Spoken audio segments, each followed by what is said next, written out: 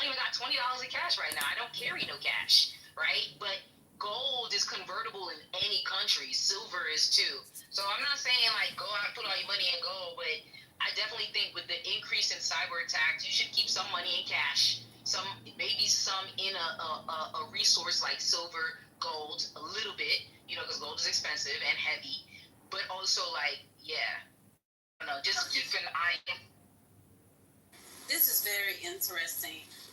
What are they doing with the pennies? Like they're getting rid of the pennies too, right? So nothing is left but the dollar. Okay, gotcha. That's because it costs 5 cents to make 1 penny. Do y'all ever sit down and listen to yourselves and what y'all saying? Like, if there's a... Girl, it's raining down here. He bored. Yeah, I know he kind of spices up the room and stuff, but it's raining here too. The energy is so copacetic right now. Why y'all moving me I down? supported his ass. I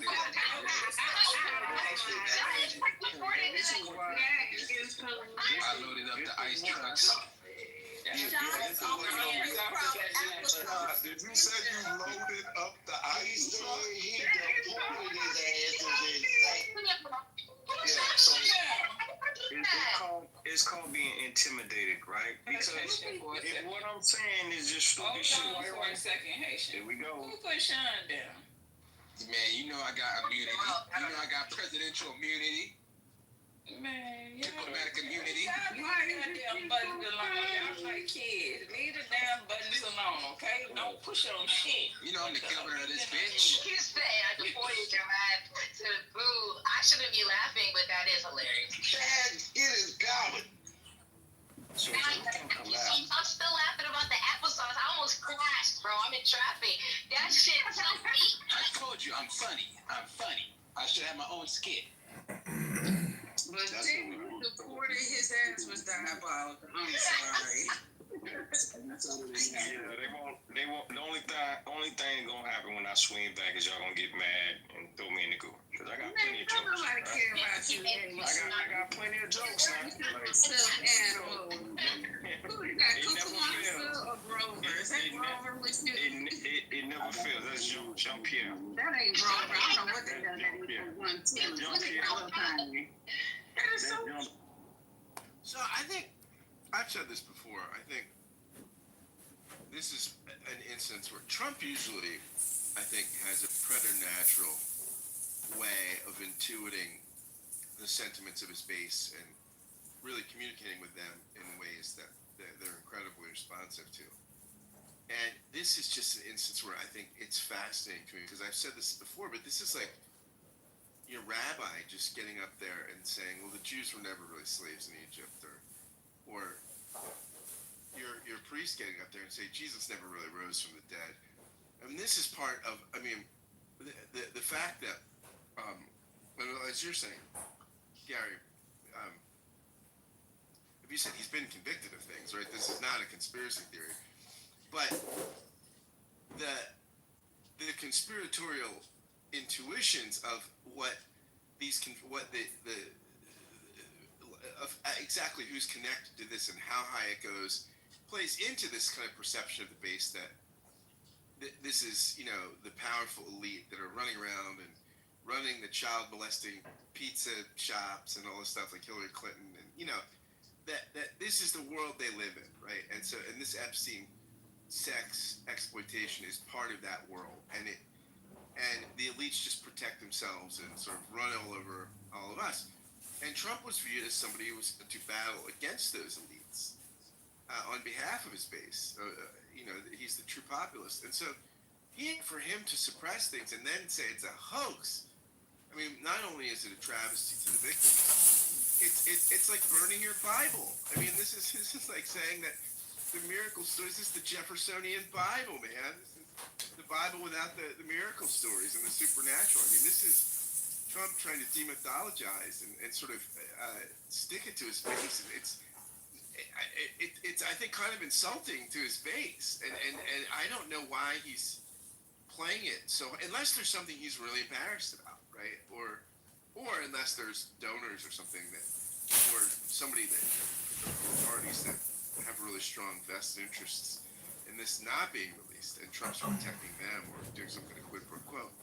I mean, why do you want to, and why as a party do you want to be viewed as the cover-up party on this issue? I mean, I don't know what the political upside is for the Republicans. I can imagine the upside for Trump might be that there's some embarrassing material.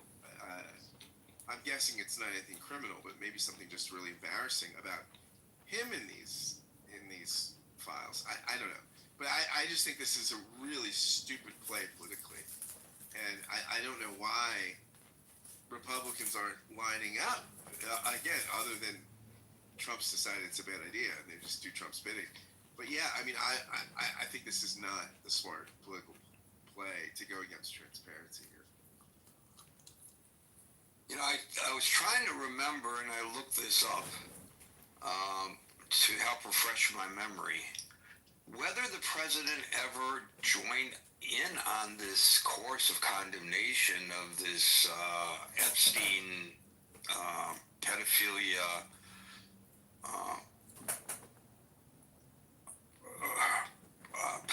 I don't know, ring, I guess. And if you look back, he never explicitly, in any of his campaigns, never explicitly said anything in condemnation. The closest he came, as best as I can tell, was in 2015, in an address before CPAC. He called Epstein's Island a cesspool. So there was an insinuation there, but there was no condemnation. So this may not be completely out of character. We know that they were best buddies and they had a falling out, and at the end there was no love between them, and that was over a real estate deal in Palm Beach where the president outbid Epstein after Epstein called him in for some advice on how to move the swimming pool from one location to the other, and then Trump fell in love with the property that Epstein had fallen in love with, and then, at least according to Epstein, the private citizen Trump screwed him, and Epstein never forgave him for that, and that was the end of all that. Trump's version is a little bit different. He says that Epstein was acting weird at his Mar-a-Lago, and he banned him, and that was the end of the friendship. I don't know. People could decide which one has greater veracity. But he never, as best as I can tell, maybe somebody else has pulled some research that I have been unable to find, he never specifically went after Epstein for the things that he had done, and for which he was convicted. Never. Even though, as you point out, Scott, his base was, has been really full speed ahead on this issue. So I find that kind of interesting. Yeah, go ahead, Scott. It's mysterious. I mean, it's just such bad. Aside from the facts of what this and the morality, it's just terrible politics. But we'll see how it plays out. Well, I think one of the first rules of politics is don't attack a survivor of sexual abuse. That's not a winning strategy, I don't think. So, aside from the fact that it's the wrong thing to do, if you want to set that aside and not concern yourself over the ethics of it, it's not really the smart thing to do either.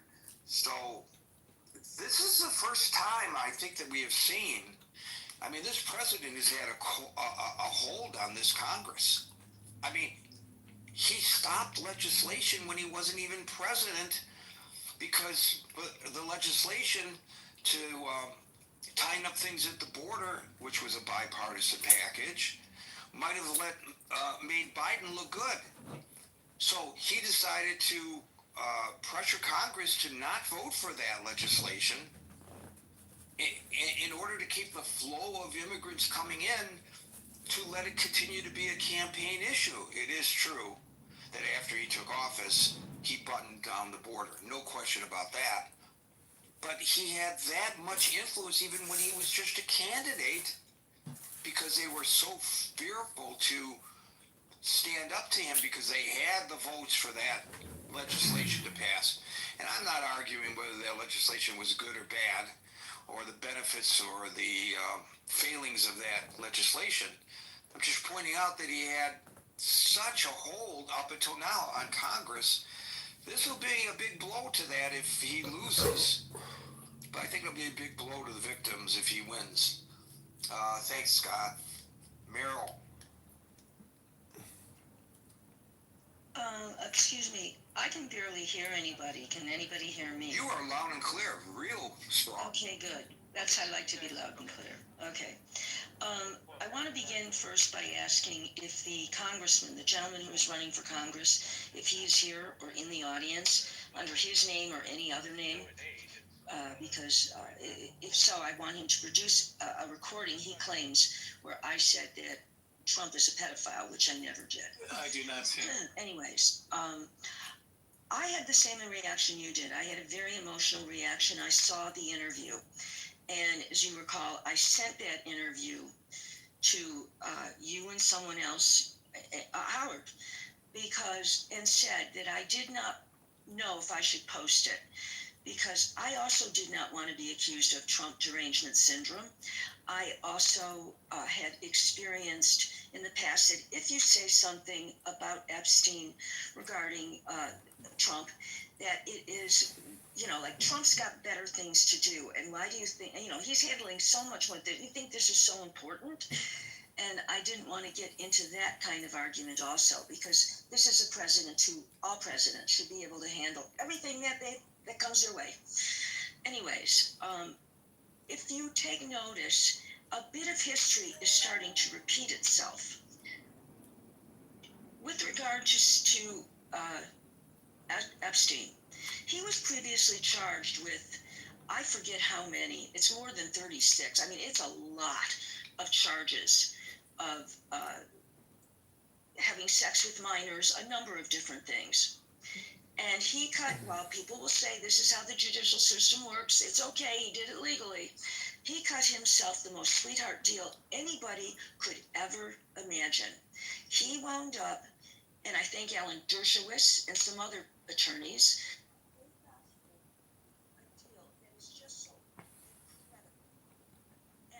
Oops, your audio just really degraded. All of a sudden there was like a click and we could hardly... I'm sorry. Am I still there? Now you suddenly pop back in. Okay, no, somebody was calling. Okay, he got this deal and no victims were notified. And the deal was that he would not have to stay in prison, he would get 12 hours, 7 days a week to go to his office, quote, home, anywhere he wanted, but he had to come and spend night times there. He would have had years, possibly a lifetime of time in prison had they not pled him down to something that is, I think it was only going to be 13 months. And he didn't even serve 13 months. So he was going to wherever it was, he was going all day long and just spending the evenings there. That's incredible. That is incredible for a pedophile. Then no accountability. And now he gets busted again. And there will be no accountability for him because he committed suicide. Because he knew he was never going to get a deal like he had before. And I'm not going to get involved in the conspiracy theories of whether it was murder or suicide. I will accept that it was suicide. What I really am upset about is the only other person who could be held accountable and that was Maxwell. And she was a partner in every way. She procured the girls for him. She had sex with the victims, minors, with him and alone. And several victims testified at her trial, and she was found guilty by a jury and sentenced to 20 years. And that was not going to be at a cupcake prison. That wasn't going to be the kind of prison where Epstein, what he was going to be doing. She wasn't going to get that kind of a deal until Donald Trump. And Donald Trump, when she was convicted, by the way, he claimed not to know she was convicted, but he wished her luck. We know all that. Pardon? I'm just letting you know we I'm know sorry, the history, what? honey. We know the history. Let's not interrupt, please. That's not how we roll here. Go ahead, Meryl. Okay, if you don't want the history here, yeah, I won't. But if that person does, I don't care. Doesn't want it. He did not want these. He wanted to make sure that she said he had nothing to do with anything. And she did. She met in the most bizarre kind of interview with a friend of his who was an attorney. It never happens. It never, ever happens. And the interview was not conducted. If anybody reads the interview questions, they were not conducted, no follow-up. It was strictly her. So Donald Trump was always polite, always a gentleman, and I really like him as our president. He's a wonderful president. And 2 days or 3 days later, she got Camp Cupcake. She was moved to a prison that does not take pedophiles, does not take convicted people convicted of sex crimes. And she not only was moved there, we, the taxpayers, pay for security for her because it was not a prison that is supposed to. And the next step would be for her in a prison like that is work release or out. And I would predict that she will never serve even a portion, even 1/4 of her sentence. And I'm sorry if somebody objects to my having given the history. Thank you. I think it was rude for you to be interrupted, and I think it was rude for that guy to call you honey. Thank you. You're welcome. I wonder if there's somebody I know. Well, must be if he called you honey. So, you you referred to the first trial down in Florida where he, was given his walking papers and not incarcerated, and how ultimately somebody appealed. I don't know who did. I don't know how. The history of this. So I won't bore the person who doesn't want to hear the history of this. But somewhere along the line, the U.S. Attorney's Office in New York City in the Eastern District went and prosecuted him successfully. And I don't know whether there's a cause and effect here. I have no way of knowing. But as we all know, the president fired that assistant U.S. attorney who prosecuted the case successfully against Epstein. So, it just makes you wonder what's going on. And even if it had nothing to do with that, the optics are horrible. So why would you? It would have to be like something really egregious that you could articulate to explain to the public why you are firing her, under these kinds of circumstances. Hey, Gary, I'd like to try to help everyone understand why we're seeing this. Well, but it's not your place to jump in. You know that. You have to wait your turn, and then you'll be able to help us understand. Come on, you know the room rules. Thank you, Meryl, and we'll now go to Jason.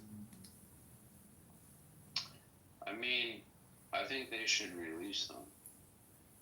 To answer the question of the room, it is a bit curious to me that Trump won't release them. I'm glad to see bipartisan support for the release of the files.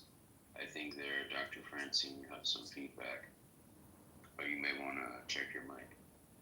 But I think, this bipartisan support for that is great. I think it's bringing America together. It may be something that can only be released toward the end of the Trump administration. I do think a point suggested earlier, that maybe some donors or some other highly placed persons, they don't want to see these files released. They may have very good reasons for that.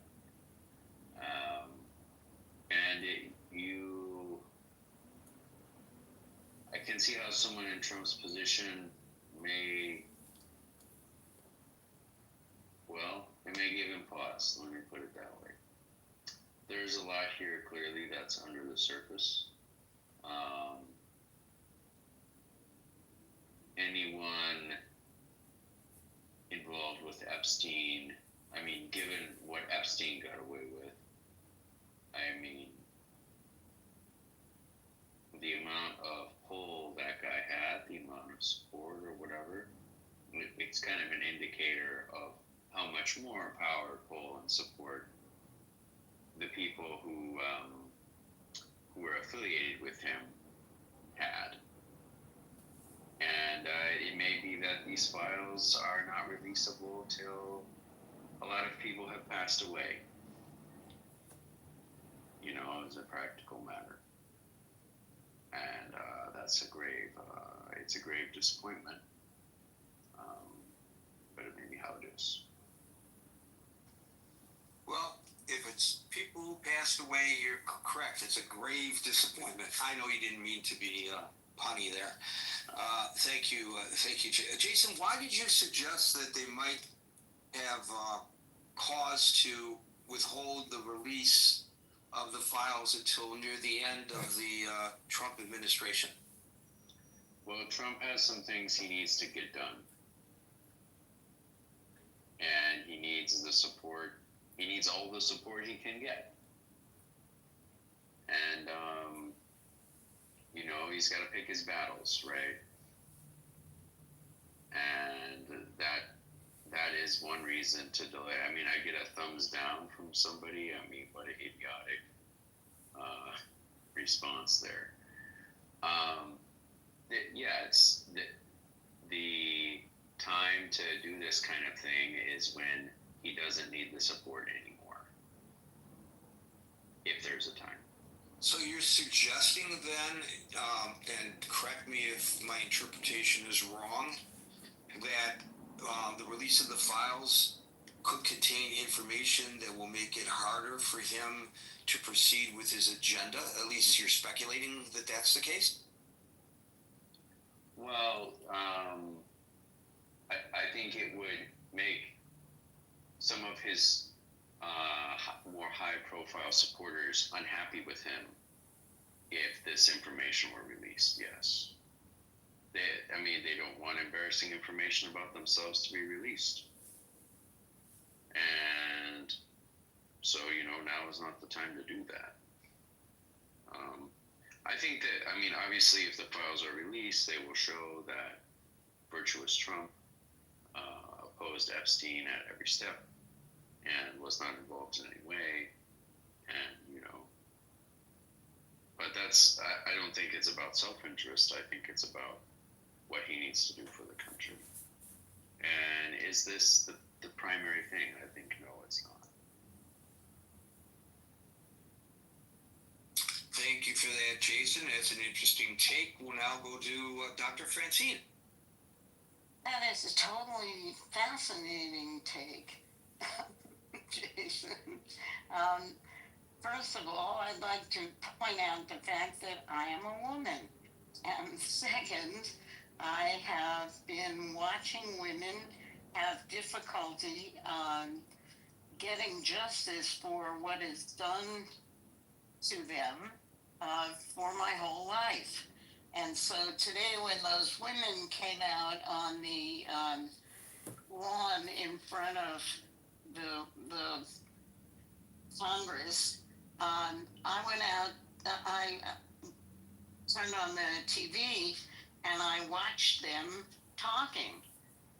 And it's very interesting the kinds of things they said. First of all, one of them said that she was mute after she got raped. by Epstein, and that she could never again after that. Another one said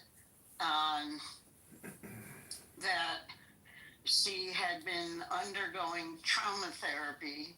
It took her years to even get to undergo trauma therapy.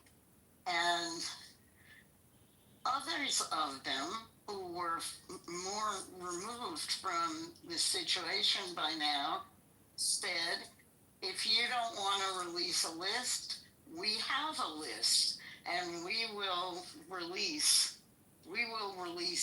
the list for you because we actually have it. So they ran the gamut from, totally destroyed emotionally by the event to, fuck you and your mother if you're not going to release this list. But so that was one interesting thing. The next interesting thing was that Ro Khanna said that he had the discharge petition, which is what's happening, is a very interesting thing, which is that a petition a bipartisan petition to release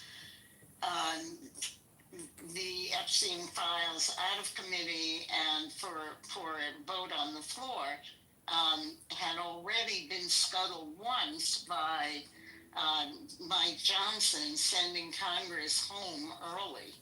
But now there's no way for him to send it home again. So they have to do something about the fact that it needs a certain number of supporters to get out of the committee. And according to Ro Khanna this morning, they had, and Howard Massey, who is a Republican, they had at least 3 Republican women survivors, and they were Lauren Boebert and Marjorie Taylor Greene and Nancy Mace, who was a survivor. And when Don Lemon came over to interview her, she was having a panic attack and it couldn't do the interview. But I'm trying to convey the emotional impact for these women of this. And then as a contrast, the White House has been saying, the first thing they said was that it was a hoax. And then the second thing that they said was that it's like a traitorous action against the White House to insist on the release of this discharge petition. And I put the tweet up.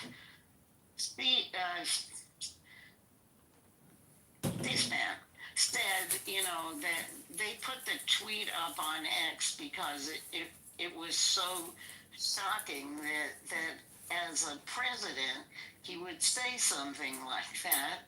But he said it was worse than an act of disloyalty. That it was almost a treasonous act against the White House. And pretty shocking, I would think. Here, let me read it. That's right. Massey said, and Massey is a Republican. I don't know if that's precedented in this country to have a president call legislators to say that they are engaged in a hostile act, particularly when the so-called hostile act is trying to get justice for people who've been victims of sex crimes. So I guess what I'm trying to say to shorten it a little bit is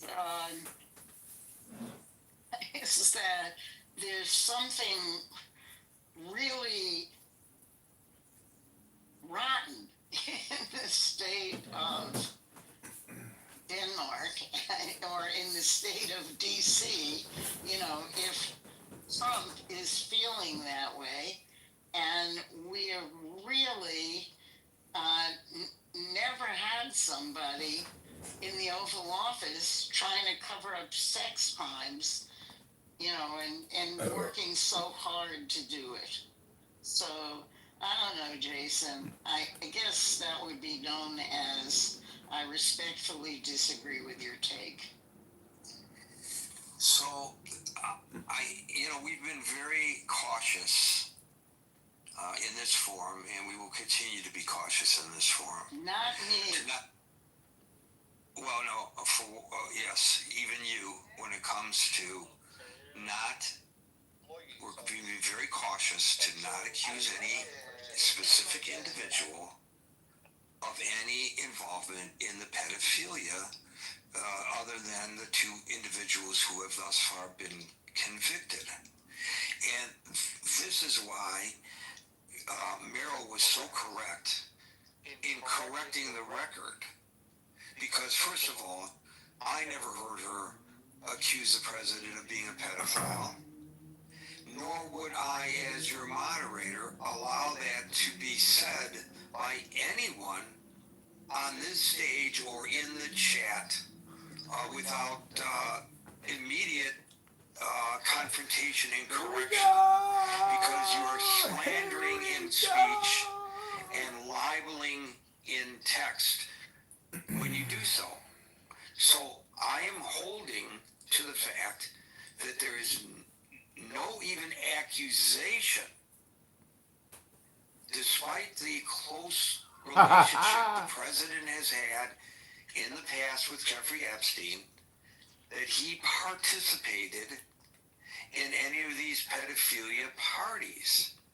If that's the case, and let's hold to that based on the facts known, why would the president say that it is an attack on the White House to want to bring me up, to faggot. light the people involved? What does the White House have to do with it? It's very confusing. Right, and I feel the same way. I mean, I'm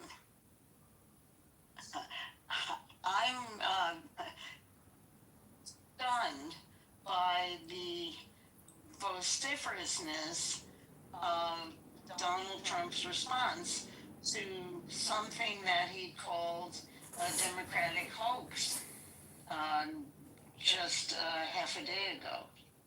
And again, repeated today after the women appeared before the Capitol. Look, if it's a hoax, if it's a nothing burger, what do you care if the files are released? There's nothing there. So it would support your contention that there's nothing to see here. Let's just move on as a Jedi. You know, it's contradictory. It defies logic. And so it makes one wonder, why is he so adamant that this ought not to be released? I think the several people, including the immediate, previous caller, suggested that there may be certain names on there that the president doesn't, counts on their support one way or the other. Maybe not even politically or governmentally, but in business circles, that he doesn't want those names out. But if it's a hoax, then those names don't exist anyway. So, which is it? You can't have it both ways. You got to come up with one argument or the other, not contradictory arguments to make your point, in my opinion. Anyway, thank you, Dr. Francine. What do I know?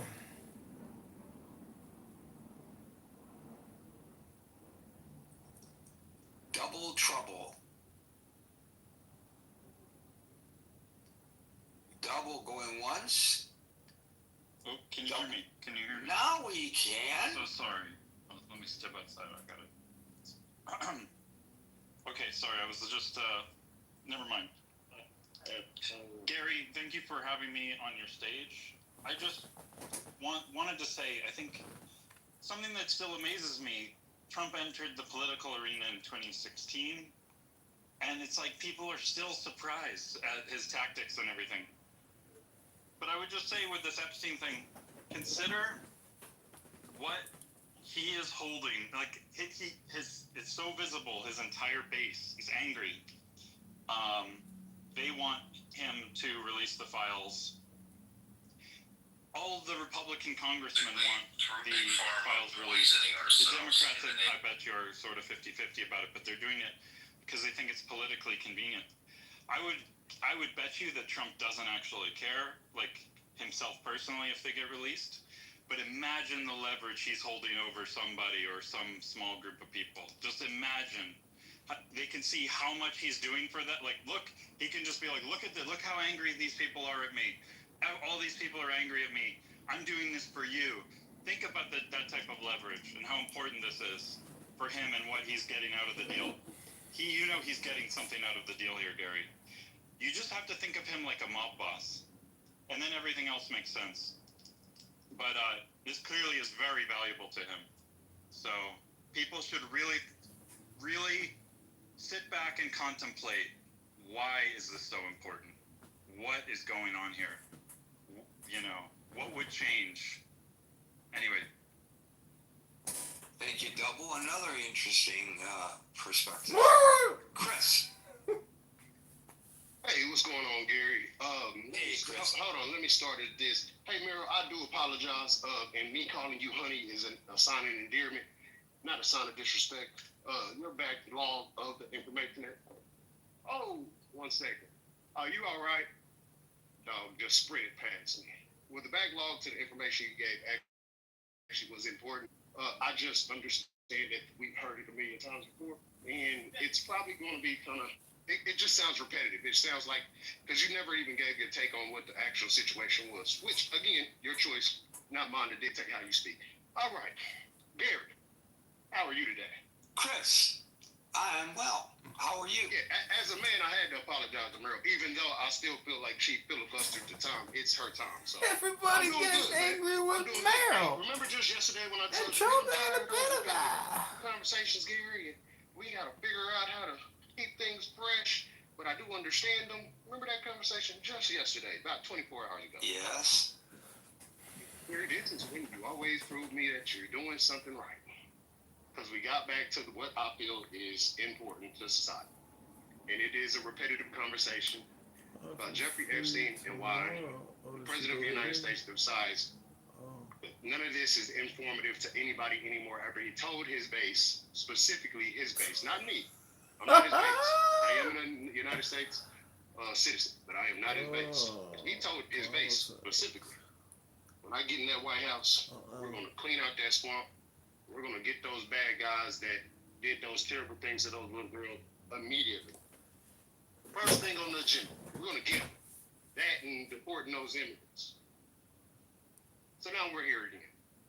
Now we're here at the time where the president gets to tell everybody, there's nothing there to see. I went through the information.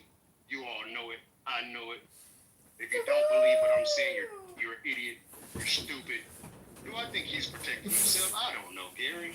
Do I think, as the last guy Double stated, that he's protecting the wealthy people around him and maybe it's easier to have a little leverage over them doing it this way? Hey, Gary, I don't know. If I'm like Jason, I believe, well, you know, it's probably best to keep all the information tucked away until after his term because it could just tear down the country.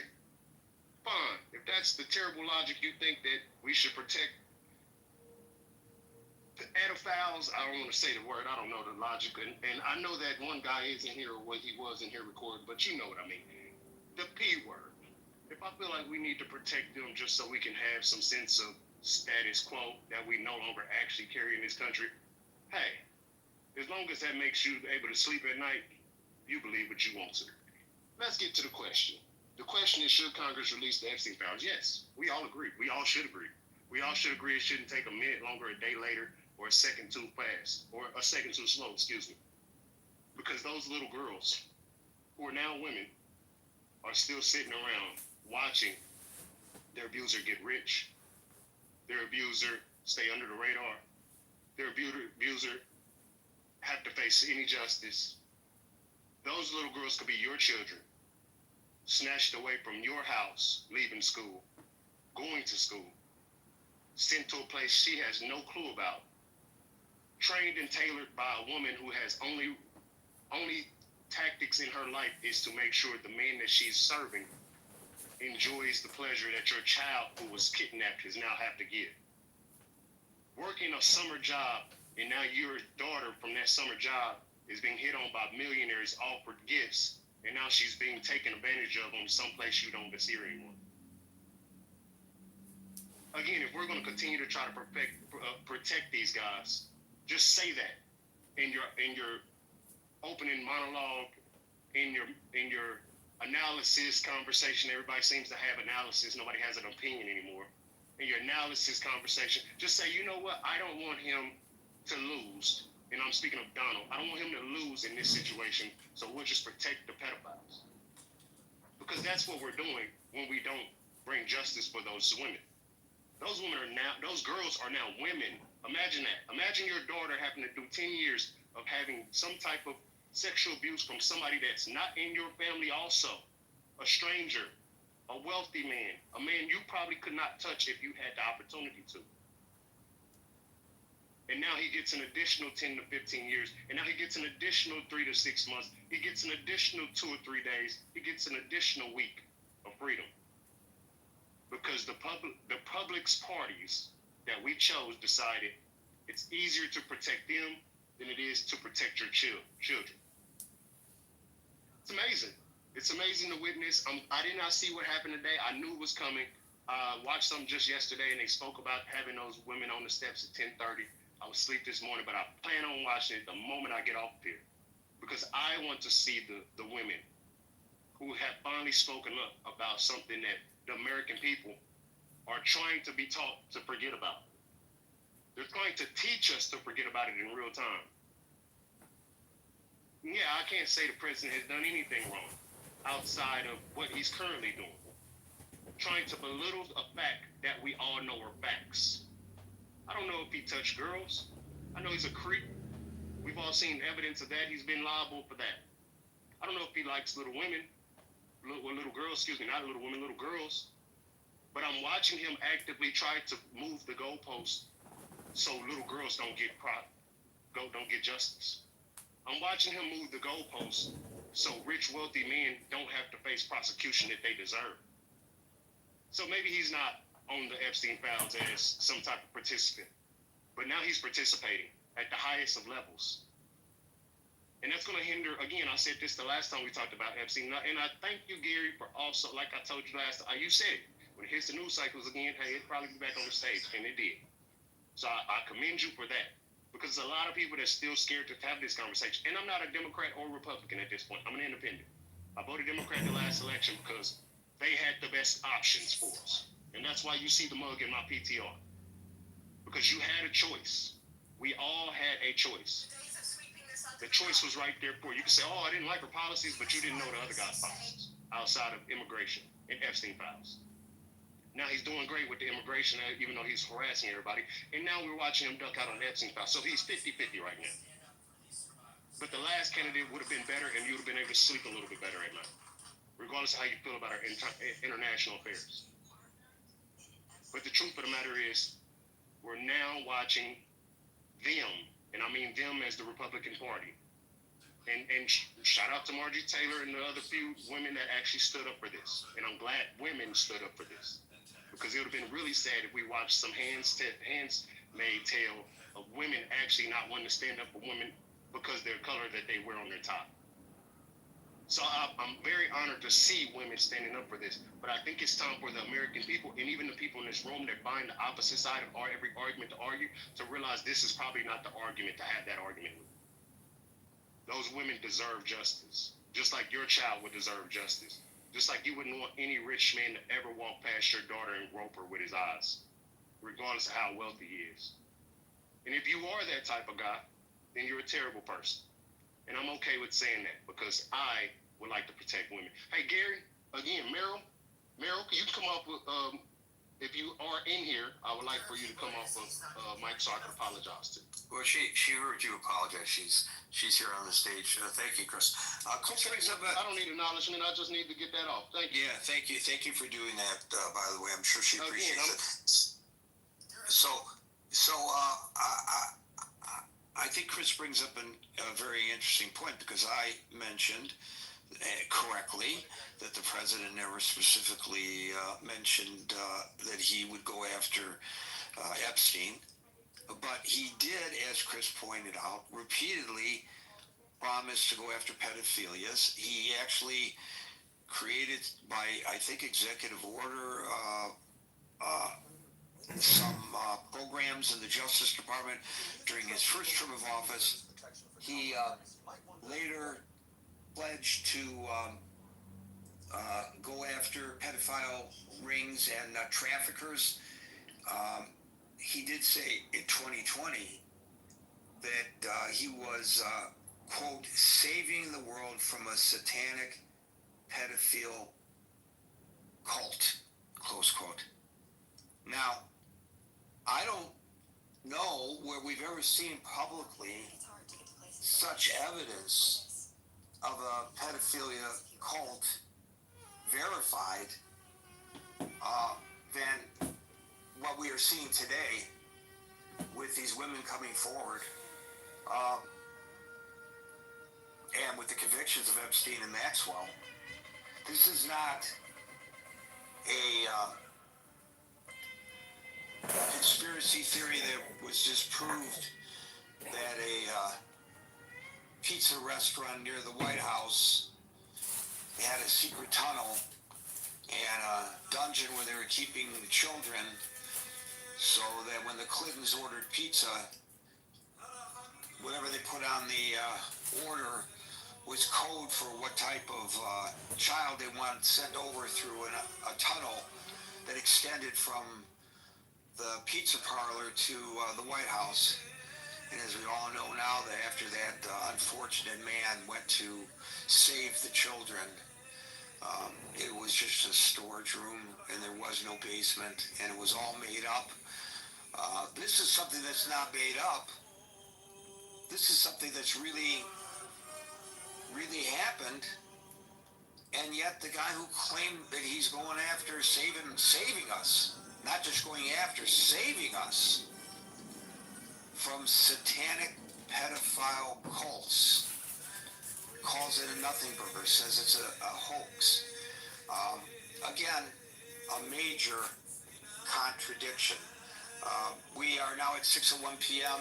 Eastern Time, so we will no longer be inviting people onto the stage, but we go into extra time to give everyone on the stage an opportunity to speak, and we now go to Yang.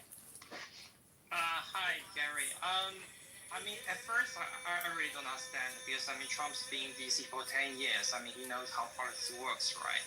But then I kind of like sort of that. I think, I mean, eventually Trump and America want something, I mean, very similar, right? So they want to drain the swamp, they want to tear down this establishment.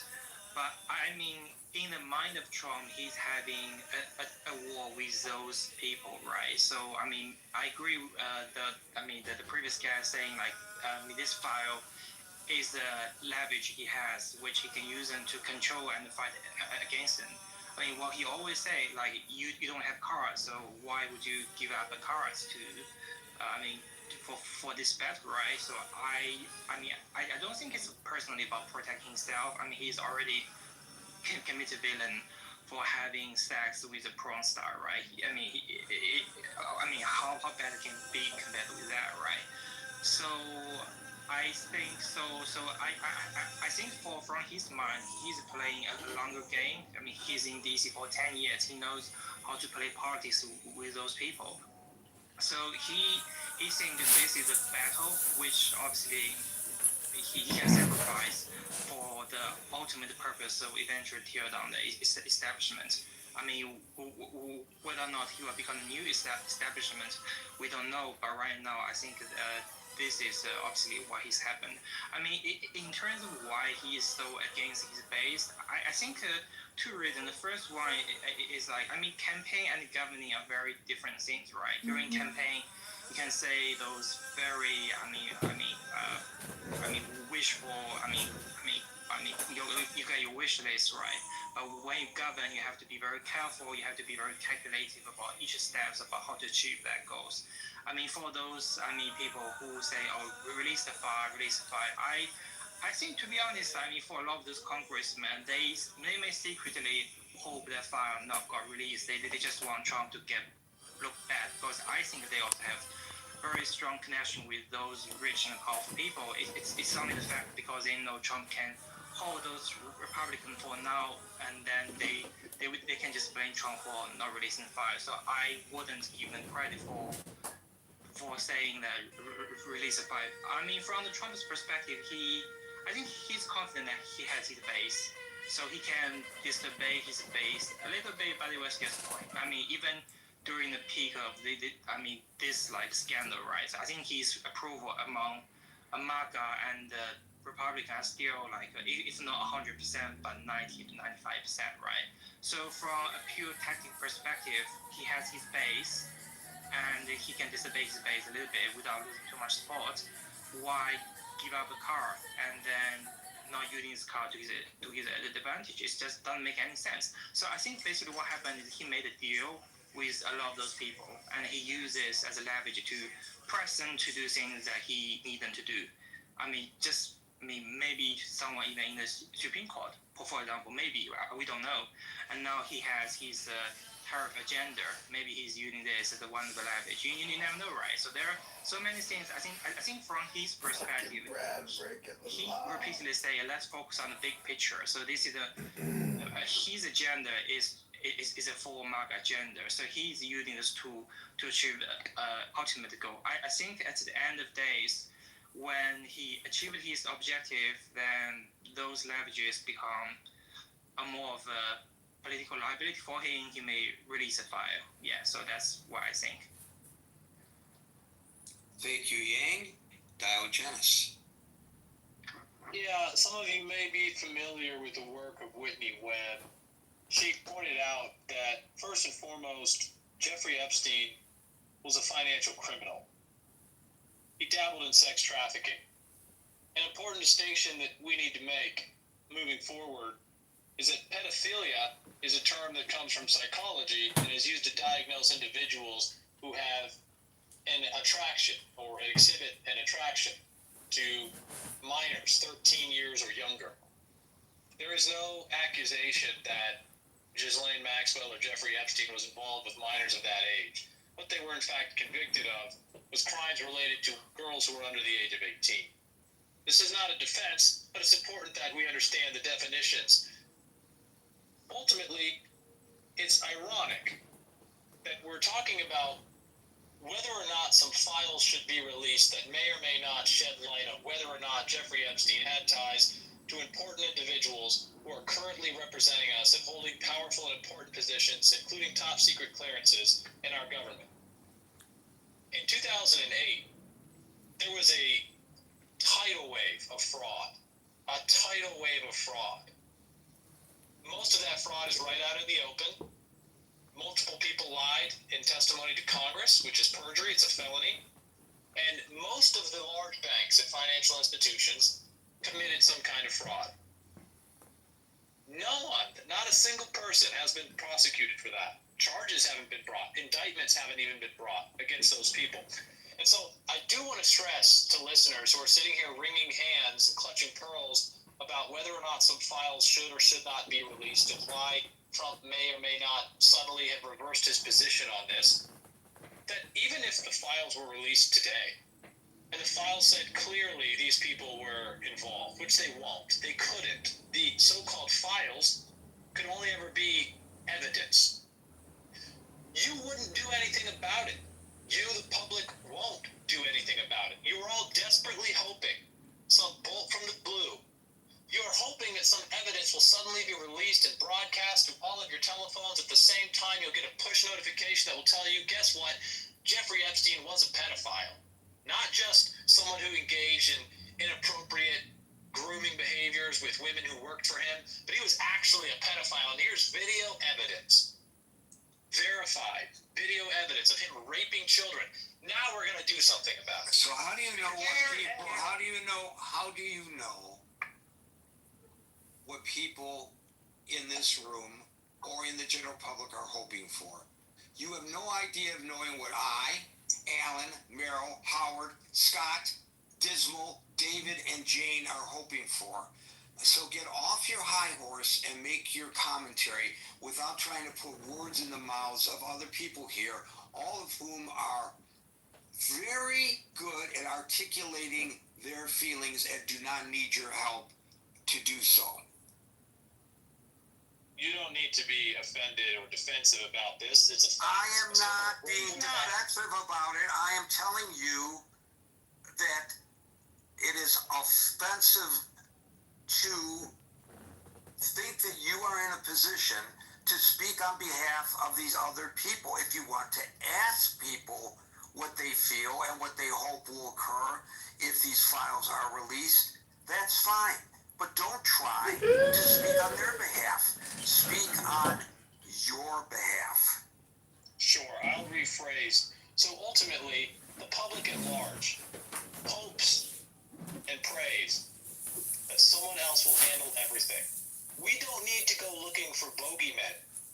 We don't need to go looking for hidden evidence of felonies. Some of the most unjust things that have happened in recent history happened right out in the open, and they were financial crimes. They remain unprosecuted. There are no conversations about the failure to prosecute. What does that have to do with this? Look, if you're going to keep interrupting me, I will, because I'm moderating, and I am moderating. And sometimes the moderation requires, when people fall off track, to redirect them. And so if I'm incorrect, me as you direct, you can tell me so, but what does that have to do with this? Are you trying to throw in whataboutism to try to take us off the topic at hand, or are you actually attempting to make a point that someone might learn something from? I don't understand. So let me help you understand, Gary. You are looking for bogeymen right now. Okay, thank you very much for after I asked you to not speak on people's behalf, speaking on my behalf. Who the hell are you to tell me what I'm doing, what I am looking for? I just got through telling you, ask. Don't tell me what I'm looking for. And by the way, Stir, since you tried to lecture us, by the way, Alan, you're next. Since you tried to lecture us on the definition of pedophilia, you are correct that in a medical sense, the term pedophilia refers to the desire to have sex with children younger than the age of the children or the young people who were victimized by Jeffrey Epstein and God knows how many other people. However, in the legal sense, which is all that matters here, if you review any of the statutes, go to any of the federal statutes, go to any of the state statutes, having sex with a minor who, under the definition of the statute in the jurisdiction involved, who is under the age of consent, exposes yourself to prosecution for pedophilia. So it is not a mischaracterization to call this a pedophile ring. But thank you for at least pointing out you are correct that in a medical sense, you are absolutely right. A person who doesn't commit a crime could be a pedophile if he has these kinds of desires to have sex with children. From a medical sense, that's true. And a person such as that could undergo psychiatric treatment without exposing himself or herself to prosecution. We're not talking about what's in the minds of people. We are talking about the actions of people and the legal definitions but thank you for trying to change the topic. And unfortunately for you, you were unsuccessful. Alan. Gary, your skill at moderating is something to just behold. Even when I disagree with you, I have so much admiration. I agree the way you handled that. Gary, I need to apologize to you. The day that you removed me from the stage, it actually was me. I was pretexting, and I will never do it again. I had worked out something with another one of your moderators who was not here at the time, which partially caused the problem, but I was doing a Nixon impression. And because was trying to promote something else that I was doing. So I apologize for that. I think pretexting should be out of your room as well as mine, but that's yours to do. I was really inspired today by the autonomy these women showed in the press conference. They are going to take control of their situation regardless of what the president does, and that is great. And I think we should all recognize that the only way when you're powerless to have power is to just fucking take the power. I am not at all scared. Of course, I'm not really a Democrat. I'm actually a Republican in hiding, but I'm not at all scared that the Democrats are going to be found out in the Epstein files because the Democratic Party is not a cult. Unlike the Republican Party, which is a cult. And I'm not saying every Republican is a cultist, but clearly these women who are signing these petitions now, like Boebert and Green, sure, they need the cover, but it doesn't matter if they don't get the final signature. And so I think Mike Johnson is a coward, and I think he has demonstrated his lack of concern for America's women. And I think that if we get the full number of signatures, I'll have more respect for Boebert and Marjorie Taylor Greene. But right now, if you count noses, it doesn't really matter, right? Does that make sense? Well, I really love your initial comment that you respect, and I didn't mention this, and I'm glad you did, because I was remiss for not making this observation. You respect the autonomy of these women who are taking control of the narrative and taking the control of their lives and not waiting for Congress or waiting for the president to do the right thing.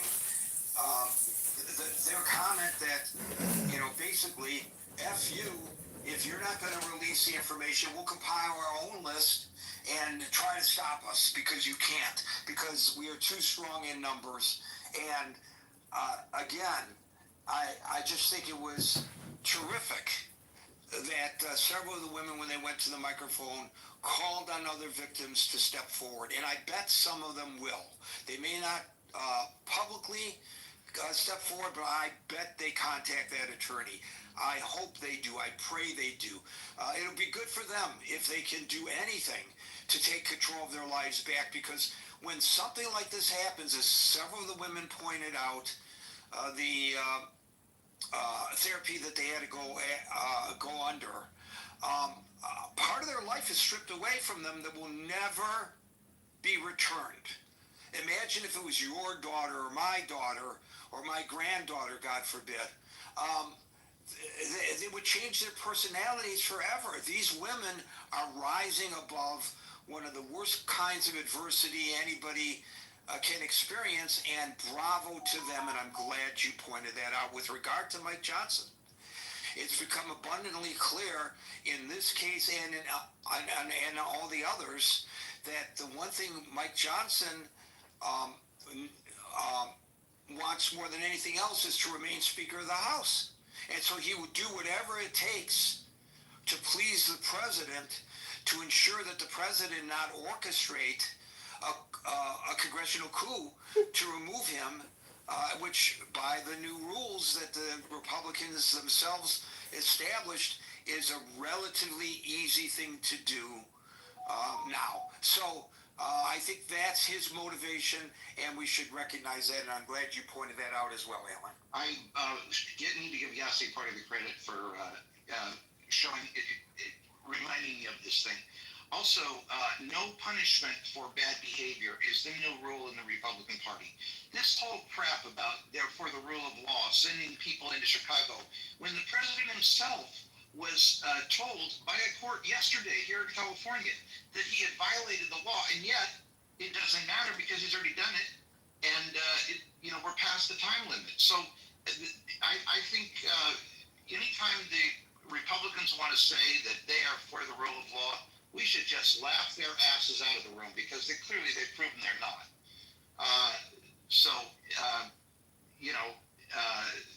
That's kind of my feeling on that one. And again, I apologize for the pretexting the other day. This platform is so unstable. Sometimes it's hardly even worth working with. But you do a great job. Thank you for having me on your stage today. Thank you, Alan. Dismal. Thank you, Gary. And I want to not repeat what others have said, so I'll just acknowledge I really appreciated what Dr. Francine and what Chris said on the stage. I will agree with Alan. I think that the women that showed up today not only demonstrated bravery because many of them did face direct threats, harassment, and attempts to discredit their stories and other kinds of intimidation that were designed to keep the truth hidden. And it reveals a terrifying abuse of power, and that extends beyond the original crimes, but on their ability to actually get and receive justice. But I think just because you brought him up, Mike Johnson, initially on the Epstein files, his story was he wanted maximum transparency, and he then converted with balancing privacy for the victims. And what happened? I have to applaud basically the supporters that brought these women to Congress, because these women have now upended that story, that narrative that he wanted to paint, that he's protecting the women, because he can't now state that when the women themselves, the victims, are actually demanding the transparency. So I think that was actually a brilliant move. But what I wanted to actually raise is my concern with what the Epstein story has done with regards to Trump's decision making and that of leadership, because I think in recent months we've witnessed a very troubling pattern where whenever there are sensitive issues like the resurfacing of the Epstein case entering the public narrative, instead of addressing the matter directly and thoughtfully, there seems to be this attempt to basically divert public and needed attention by making bold and swift actions like the sudden military strikes on the Iranian nuclear sites in June, or the aggressive attention, even today, for example, the move for deploying the National Guard to Chicago was made during the actual conference that was occurring. The timing just suggests that there's this unwillingness to make fully deliberated decisions. And that's what concerns me, especially with regard to how are we spending taxpayer dollars and what does this mean for national security as a whole? I think we need to, for the health and welfare of our society, we need to call into question how these decisions are being made. We need far more oversight, unfortunately, than what our current members of Congress have been offering. And if this could create more concern and more oversight by creating this wedge issue, getting people that have been thus far very avid supporters of Trump to say, wait a second, he hasn't been very transparent on these issues, so maybe we need to scrutinize others. I'm all for it. Honestly, this wasn't something that I've been tracking as closely. My understanding from discussing this issue with others is that there have been podcasts going on about this issue for years, and to be quite, I mean, this just wasn't something I had been tracking, so I don't want to pretend that I was an expert. I'm sort of listening to the stories unfold now. I care more about the broader decisions for our country, and I just don't want there to be a haphazard decision made just to create and divert our attention from this issue. Thank you. Thank you, Dismal. And for those who are trying to get up on the stage, I appreciate your interest, but we're past the time where we can bring folks on the stage. However, feel free to click on the link above, join the chat on Facebook Messenger, and make your feelings known there. David. Thank you. I missed a lot of it, but thank you for the topic. And to the person who used 2008, I think the only minors that were hurt by that were the ones that lost their inheritance. But to use that as a comparison is so apples and oranges that it's upsetting to even hear it. I don't have it in front of me. I'm in the car, but when I read, I think it was the FBI or whoever opened Epstein's safe after he was unalived. There is evidence in that safe of thousands, maybe tens of thousands of pictures, digital CD-ROMs, money, records. There's enough in there to put a definite answer to what happened and who did it, just from what the FBI has there. And that's all I'm going to say. Thank you. Yeah, nobody is interested in revealing the names of the victims or, God forbid, the images of the victims. We want to know who the perpetrators are. And by the way, the more I think about Diogenes' diatribe, how do I pronounce that? Diatribe, thank you. The more I find it offensive because it's dismissive of the concerns for the victims. Just totally dismissive. And how can we, any of us, be like that? I just don't understand. And I want to say really quickly, I mean, just because he died, certain victims were about to get some monetary compensation, and that vanished with his death. There was a huge amount of money in that estate, certainly that should have gone to the victim. So there's a lot there to deal with. You are correct. Thanks for bringing these issues up in a very succinct manner. Meryl, you get the last word. Jane. Is Jane still on stage? Nope. I don't want to take up her time. Okay. Very quickly, Chris was right. I did forget to say that to address yes, I do want Congress to release the files. Yes, no, I don't, to the other gentleman, I do not hope and pray for whatever it is that he thought I was praying for. And I do, regarding Congress, I think, and victims, I think we forget, and I tried to make this point, those victims were also victimized by Ms. Maxwell.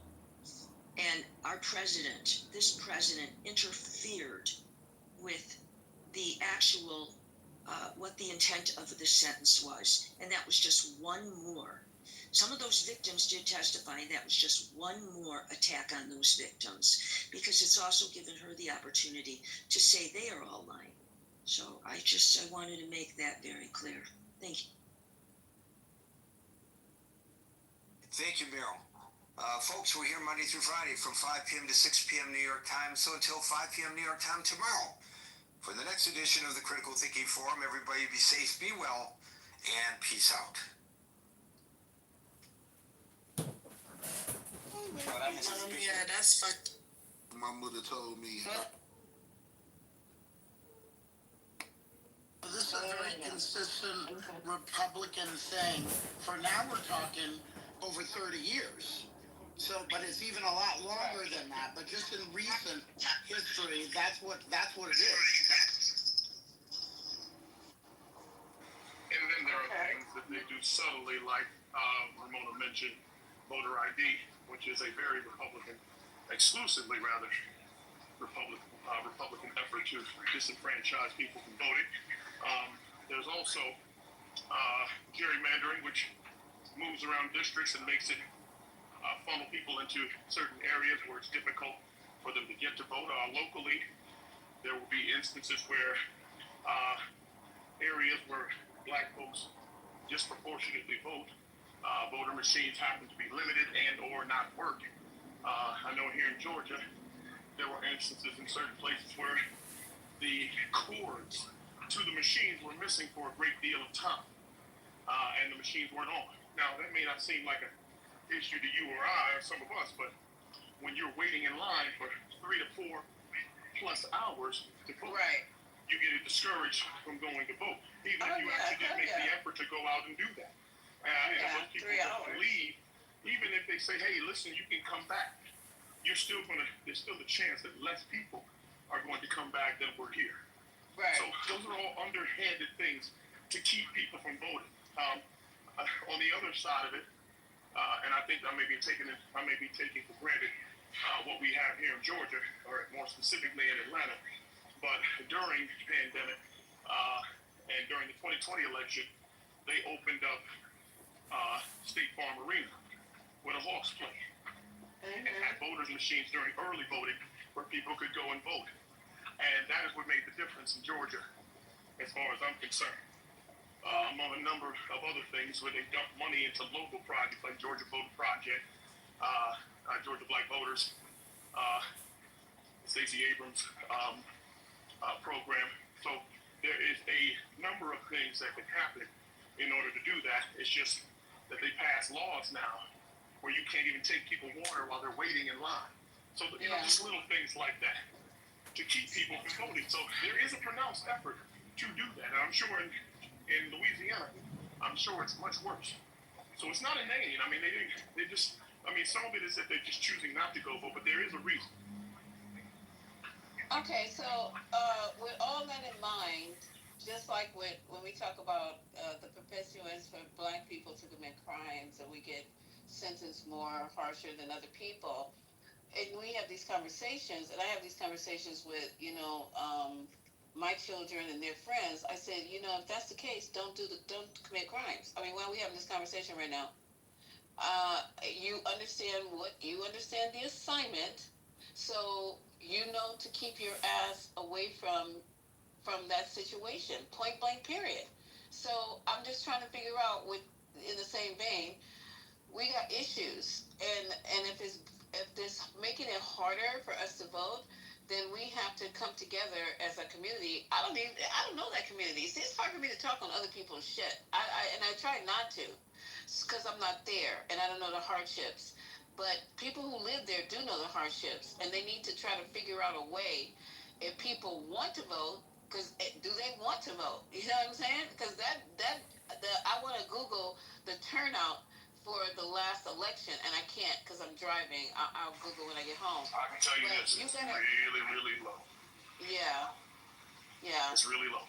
It's low for a number of reasons. I mean, again, it's not just one thing. I get you. I understand. Yeah. You got brothers who have felonies who can't go and vote. Well, they're eliminated. Okay, let's put them on the side. Well, you've got people who just don't have access to vehicles. If my voting place is more than a few miles from me. Yeah. So the way that we try to balance that here is as a matter of fact, more specifically, Jeezy took some buses into the hood. Yeah, that's what I was getting ready to say. Yeah. And put people on buses to go and vote during the state election. So that was just one example. I'm just giving that because people know who he is. That's a pronounced effort. That's a very direct effort to get people not only registered, but they get them actually participating in the process and judge. But I don't know that Boosie is going into his neighborhood because he can't vote himself, but chooses to endorse, at least verbally, Donald Trump, which is a whole other problem. If you got people like that, where ignorance just begets ignorance. People are telling people that do listen to him that voting is not something that's advantageous for us. So, there's a number of things. It ain't just one thing, but some people do go for it. It's just not. You're just not trying to get everybody to vote. You're just trying to discourage. You're just trying to discourage as many people as you can. It's not an all or nothing thing. It's just picking off numbers here and there. It's a numbers game. Lisa, I got a question. If you need an ID to vote, then people need to be out here. There needs to be community outreach so that you can get access to get that ID. It should become at no charge so that you can participate in the process, okay? Because they're making you have an ID in order to participate, then they should be able to provide you with that ID. Period. That's it. Wait, they should be providing you? They should be making it possible that you are able to get the documentation that you need to go and vote if they're making it mandatory that you have that information in order to vote. You know what? I don't know if anybody's done this. Hey, how y'all doing? Welcome, and have a good day. I don't know if anybody ever voted for yourself. Like, did you manually change the names of the candidates and just put your name on every freaking category? Has anyone ever done that before? So what also happens during the process is there are different people. Our lieutenant governor and our secretary of state, who at one point was Brian Kemp, scrubs voter rolls. So if you've been on the roll for too long and haven't voted, they just want to take you off. Yeah. And then you have to go and re-register again. Again, it's just every little bit counts. That's all it means. That every little effort counts to take one more person off the rolls to vote. Because why?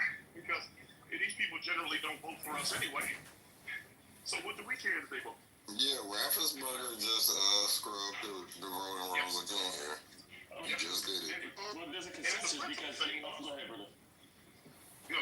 There's a consensus because you have to understand that even though you have multiple demographics, nationalities voting for such candidate, right? Whatever that is, whether it's a local election, whether it's you know what I'm saying? You have a primary, you have to understand that the individual doesn't know of the inner workings behind the scenes, who's related, who's not related. You know what I'm saying? There's so many things and who raised enough money for the campaign, who's your, you know what I'm saying? So there's so many different levels, you know what I'm saying, to that. And, you know what I'm saying? You really gonna have the final say of who you really want to be president or whatever constituent categories. But that's not, but I get that, but you have to vote. Shit. I mean, whoever's on there, you may not like. That's not the point of scrubbing voter rolls. Yeah, that's what I'm trying to mean. You still gotta know who's at the gym. I hear Trent. I'm sorry, that's me. I'm sorry. I'm jealous. I'm just jealous. I'm hearing bells and I'm starting to twitch a little bit. My ass got this motherfucker on 5 and acting like it's on 9 or something. I'm sorry, excuse me. Are you running? 5.0? Mouse? Are you on 9 incline? I should know. No. I should be, if I'm at 9, I should be sprinting. But I'm not. I'm just out of shape.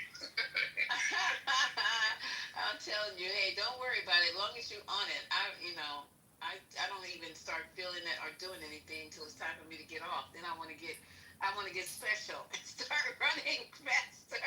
And you gotta mix it up. You gotta mix it up. I know. I gotta do the hit, but it's just that's too much energy. I need somebody standing there next to me to monitor me, because I'll be like, oh God, here we go. Monitoring you? God is monitoring you. What you talking? He's spotting you when you're doing them. Never mind. As long as you're moving.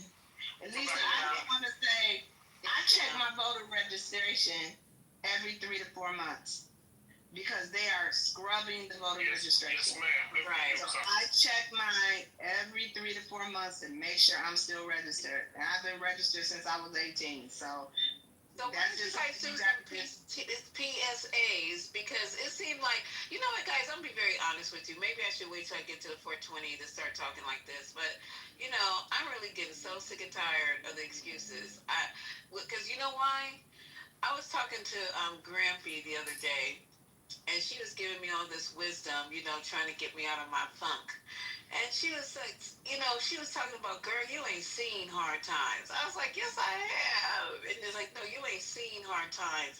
I had to get on my knees and scrub white folks' floors and all. And she just starts giving me the business.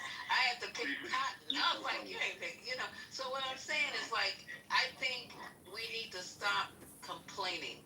And we know what the obstacles are. We're clear. If you're not clear, then we need to start having PSAs in our community.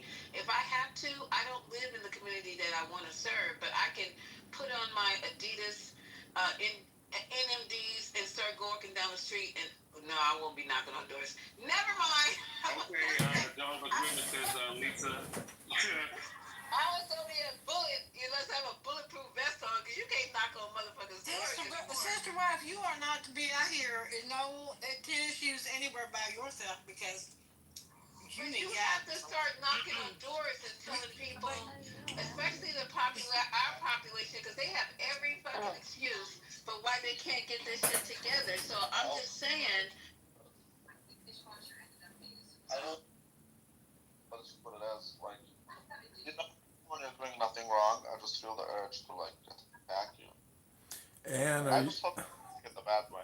And this guy is a shawarma eating kanafa bacon, you know, financier.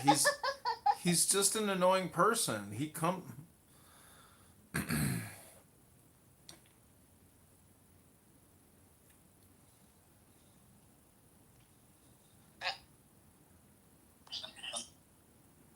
just a narcissistic, selfish person. Yes, Buttercup. It's about narcissism. It's about you caring for your own ass, willing to sacrifice the Jewish people. We have a word for this. It's called couple. It's people that were willing to align with Nazis and sacrifice their Jewish brothers and sisters for their own sake. Let me break it down to you, Buttercup. They may kill you last, but they will also kill you. Because as much as you want to align with them, they will still see you as a Jew that needs to die. And when you will be attacked, you will pack your bags and you will come to Israel. Maybe after a few years living there, maybe you will have like a voice to speak out. Until then, we don't give a fuck about how you think we should live our life. You are not part of us. You are not an Israeli citizen, and I can have a lot of opinion about how you should be a better person and how you should destroy your life so we can build it better. But that is your life, and that is our life. And we keep on telling you that your statements are not humane, moral, or just. They're genocidal, they are hateful, and they're ignorant. And because you're a Jew, they're also, how do you call it, treacherous? Like, as a traitor. And this, the only reason that it can be that you are selfish with this moral supremacy, this white savior, whatever that bullshit, I'm not a shrink, you should go talk to someone. But please, don't use us to feel better about yourself. It doesn't matter where she's going, my friend. Doesn't matter. She's doing harm.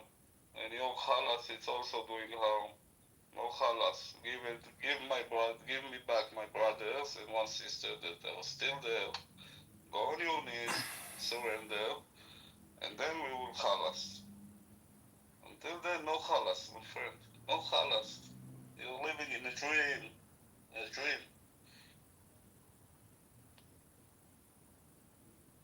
Do your, I see that you're writing in your chat that your Palestinian friends are not going to the rallies because it's too extreme for them.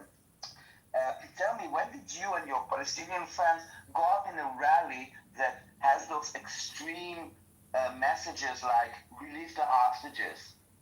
I want to see a picture of you. You can blur your face with your Palestinian flags, with your Palestinian friends going out to the street of New York with holding signs saying release the hostages or saying Hamas is a terror organization. or is this too extreme for your Palestinian friends? To say Hamas is harming the Palestinian people also, and hijack these Jewish people and Israelis, even Arab Muslims and Christians from Israel and Thais and all kinds of people from the states of Israel. Instead of going and doing rallies and saying Hamas is the blame one, tell them to bring the hostages back, release Gaza from their indoctrination or whatever they are doing there, and that's it. But no, opposite. Stop the war, Hamas is to be there, they are good for the Gazans. You know, Shlomi, she asked you why you offended by her. She also asked me in the chat, like, Danielle, but why, like, I'm not offending you. Why are you so offended? Literally, she comes every day calling for the one state. You think, no, wait, Daniel, if she asks that, I will answer her when she's downstairs. You offended me, but I'm not a crybaby. Like, you are, wow, it's amazing. Exactly like the Palestinians, like Hamas. Free Palestine. Free Palestine. Always. Fuck you, free Palestine. Fuck Israel. Fuck his mama. This motherfucker's killing baby. Listen, Buttercup, listen. Buttercup, those are your people. When you go to sleep with dogs, please don't come here crying when you wake up with fleas. And when you... Just one sentence. And Buttercup, when you look around and you see that you're surrounded with anti-Semites and Nazis, and you say, I don't align with them, they align with you, you need to ask yourself, why am I surrounded with Nazis? No, she's still here. She left. Okay. But I'm still gonna say it. She acted exactly like the Palestinians, like Hamas. She's coming, attacking me, like in a beautiful way, asking me, and I will repeat her question. Did captivity made you a little bit more aggressive, Shlomi? I find that very offensive. But yeah. Anything. But when she got a little bit offensive after that, she came and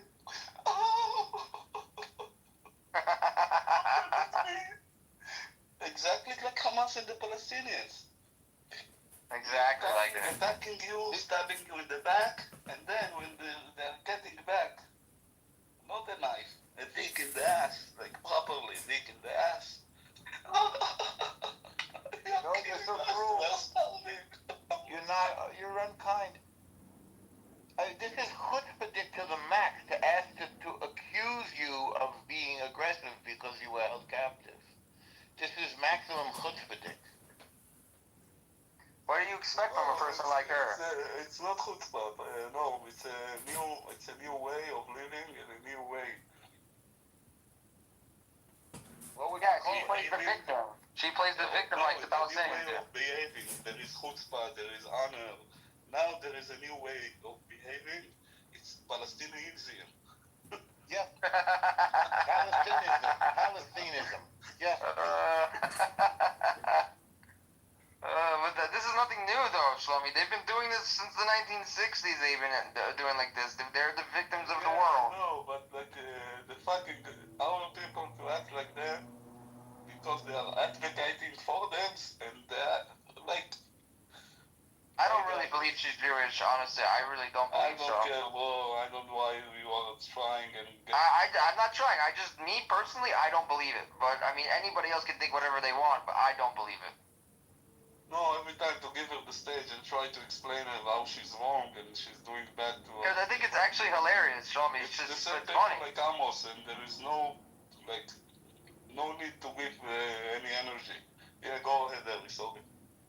I'm just saying it's funny. I think it's hilarious because they make themselves look stupid. And honestly, I think that's the best entertainment you can get. It's better than Netflix, I think. I love coming on here and listening to how stupid people sound. I really do. I think it's great. So sometimes, yeah, it can be annoying, yeah, whatever. But listen, when she's going against some smart people on here, yeah, I mean, she's gonna get defeated every fucking time. It's nothing new. You know, so and then when she gets defeated, she'll play the victim card like she always does. That's what she does. Then look what she wrote. This room's extremely unkind. We've had several conversations, and she'll try to point it back at you like you're the enemy, like you're the aggressive one. I think Palestinians is. Yeah. She learned from them very well. Oh man, too funny. The fact that she's a woman sounds like a cute voice with a cartoon. She's always going to be able to take over an audience, especially if she's giving a polarized speech. So she's a good example of somebody your father should warn you about and say, you know what, don't marry a liberal. That's what also. That's your girlfriend in the picture, John? Kids. She's one of the good things that has come out of running for Congress. Ah, very nice.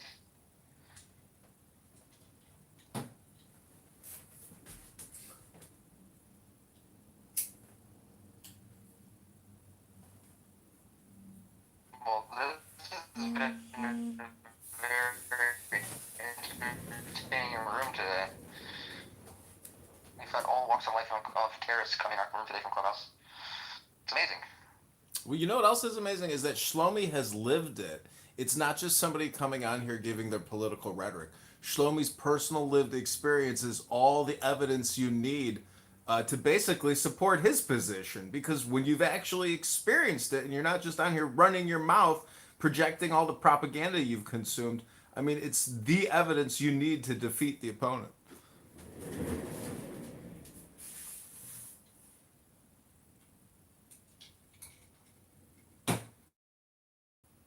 No, but she thinks I need to be kind of to captivity, not aggressive to those people. Definitely, they have my brothers and one sister there also. Still, maybe after they bring them back,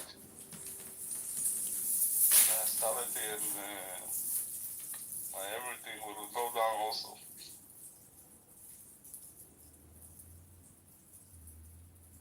I can't believe anybody has the nerve to open their mouth to you. I don't know. Maybe it's me. Maybe I'm naive. Yeah, I mean, they did it to Shlomi in Amir's room. They did it to you in Amir's room that one time. So I mean, it's not for Amir. I'm not expecting anything else, but it happened for Amos. It definitely will happen for Migal. It will go so on and so on, and it's happening with people like that. The people that think like this. That's it. The same that I will find here the people that are thinking the same, that are 1% of this country. No, I'm exaggerating a little bit more, but they are a minority. It's like 200,000 people. From 8 million, I don't know the math of the percentage. But if I will face them in the street, I will get the same, no. So I'm not surprised, my friend. but why does he really think that's a conspiracy? Like, I don't understand. Why is it bad? Like, if that happened, why would you think that's a conspiracy? Because it's the same like Watercup. They hate Bibi and they don't care what's gonna happen in the middle. You understand? But wouldn't that make their stance of hating Bibi even more? Like, because if they said that, if they're saying that they knew about it in the morning before and they didn't tell Bibi, because they're saying that Bibi. No, okay, I see. The Because morning before, in the night. early morning. That's what I meant. Early morning. So they pretty much are saying that Bibi knew about it before and did nothing. But what you're didn't know about that before. okay, and according to your story, that's what verifies that, and that's why people like Egal and her are denying that because they think Bibi knew about it and did nothing. Am I correct on that? The first time that Bibi knew about it was 6 and something.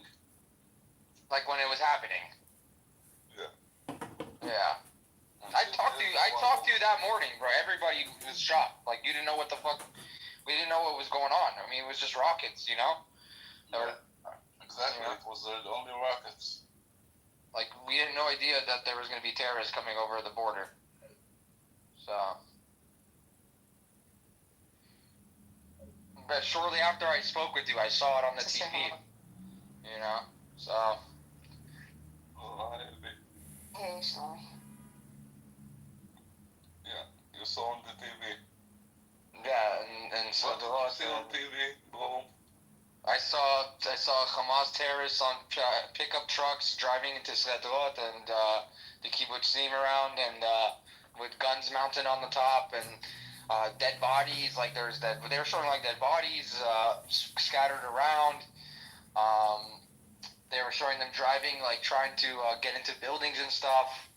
And people that were living in the city were filming it. So I remember I was messaging you, like asking you if there was anything going on, and that's when we were talking, bro. We had the voice chat, you know, about what was happening. So You mean that day?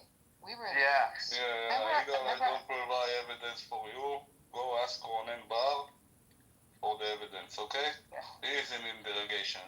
Needs to be, not me, my friend. Leave me alone. Leave me alone. You're bothering me. We were in a room. Wait, maybe I'm gonna end my sentence and sorry. And what I told you, I heard in the media. And if you wanna go, look for it. If you don't want, don't look for it. I don't wanna prove you anything. Don't come to me. Don't ask me for anything. Don't engage with me. Okay? I don't wanna speak with you. Thank you. There's articles all over about it. There's like you just Google Ronan Bar, and then knew about October 7th. It's like all over. It's a bunch of articles. I don't know what he's saying. It's conspiracy. He can think what he wants to think. I don't want to engage with him anymore. And don't come to me and don't ever reach to me. You are bothering me. Thank you. So we're talking about that day. What you didn't know, we were all in a room, a whole bunch of us that day. And then, Harry, do you remember, I was on the phone with Adele. Yeah. Adele, that was the craziest part. Adele's like, I think they're coming to my house. I'm going in my safe room. That was crazy. And we had this whole conversation with Adele about her dog and what to do about her dog, because if she took the dog in the safe room, the dog would bark. So, I mean, it's so nuts remembering back in real time and worrying about you and Jake. And just, like, everyone coming in back and forth into the room that day. Harry, you remember all that? Yeah, of course. I called her 2 nights ago. We had a long catch-up. Yeah, I mean, I was on the phone after we were in the room, then I called her separately, and I talked to her while she was in her safe room. I mean, and she heard them breaking windows in her home. Yes, they tried her windows. That's right. As I recall, they were also, like, trying to open the door on the other side of the safe room. In those days, they didn't lock. She had her son with her, keeping the door shut. Son-in-law. Was it son-in-law? Yeah. If you think that I'm lying and you care and that I'm spreading lies, go sue me. Leave me alone. No, Igal, think for a second. I was going to say this about Igal. Why would Shlomi lie? Of all things to lie, it's just inconceivable. We're all trying to figure out the truth to fix it. But I want to say about Igal that when you believe something your whole life with all of your heart and soul, and then the thing that you believed is shown to be false. Maybe some of our older guys remember the Firesign Theater. Everything you know is wrong. It's cognitive dissonance. It's suddenly the world turned upside down. And part of that is the idea, obviously, of the two-state solution. That if we're nice to them... No. Stop trying to convince him. Igal, we don't care if the people in the room that really wanted to find out if it's a lie or no went and Googled it or asked AI or ChatGPT and everything. We don't care that you're trying to do something else here and to prove something else. Again, I'm telling you, if I'm lying and you don't care, and if you care, I see that you care that I'm lying, yeah? Go sue me. Leave us alone now. Because we're going to throw you from the room now.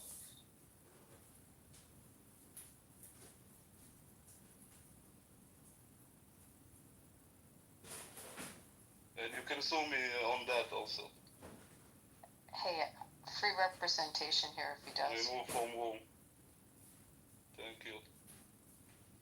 Fuck off. לך תקברתי, go sue me, lying, whatever, sue me that I... This is how the lefties are in Israel, man. Like, this is nothing new. Like, this is how they act towards people that were hostages, towards people that don't agree with them. It's fucking insane. They're delusional people. That's how they are. They're crazy, the lefties in Israel. Crazy. And Egos and Amos are a great example of them. They're dangerous people.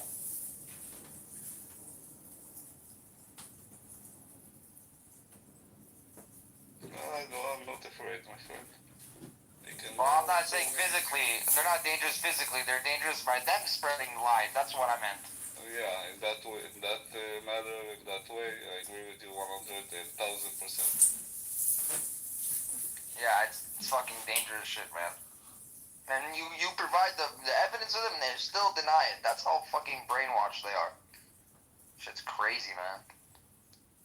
You'll never to see the right way. That always will be how they are. Lefty idiots. And if they were in power in Israel, Israel would have been gone after October 7th, probably. They would have gave them a fucking country, probably, already by now. Disgusting, the lefty. Disgusting people. Not much better in the U.S. No, they're just as bad. So you might have fun talking to retards on this app, but the opportunity cost that it's costing you to come on here and have these endless, meaningless, stupid conversations with brainwashed retards, I mean, is it really, worth it? Why do you come on here? Do you do the same thing? You record. Well, I'm a filmmaker like El Normo. I'm creating product. I'm creating product. I'm a filmmaker. I've got 30 YouTube accounts, 5,000 subscribers. I'm trying to make money out of all these retards. Meanwhile, you're just talking to retards, wasting all your time. Yeah, but I'm helping you get the content because it's not them talking to themselves. I'm telling you up front, John, if you will use my words or my name, I'm wanna get the percentage, my friend. As soon as Netflix sends me a shekel, I'll send it straight to you. Right, there's something called consent, John. It's a magic word. Look it up. I live in Illinois. You should look up the laws in Illinois, Abby. Hey, I really don't care what the laws are in Illinois. I care what the laws are where I live. And there's a word called consent. And if you will take something that I said without asking me and I live in Illinois, Abby. You should look up the laws. Yeah. So, my friend, It's going to cost somehow you we a will penny. meet. Yolanda's home, showing me by the end of it. Only certain people could remember that it was. I think it was 50 years to the day since the Yom Kippur War, that they attacked on October 7th. I'm not saying that happened on October 7th because I don't remember the date, but it was 50 years. Isn't that crazy? The sneak attack.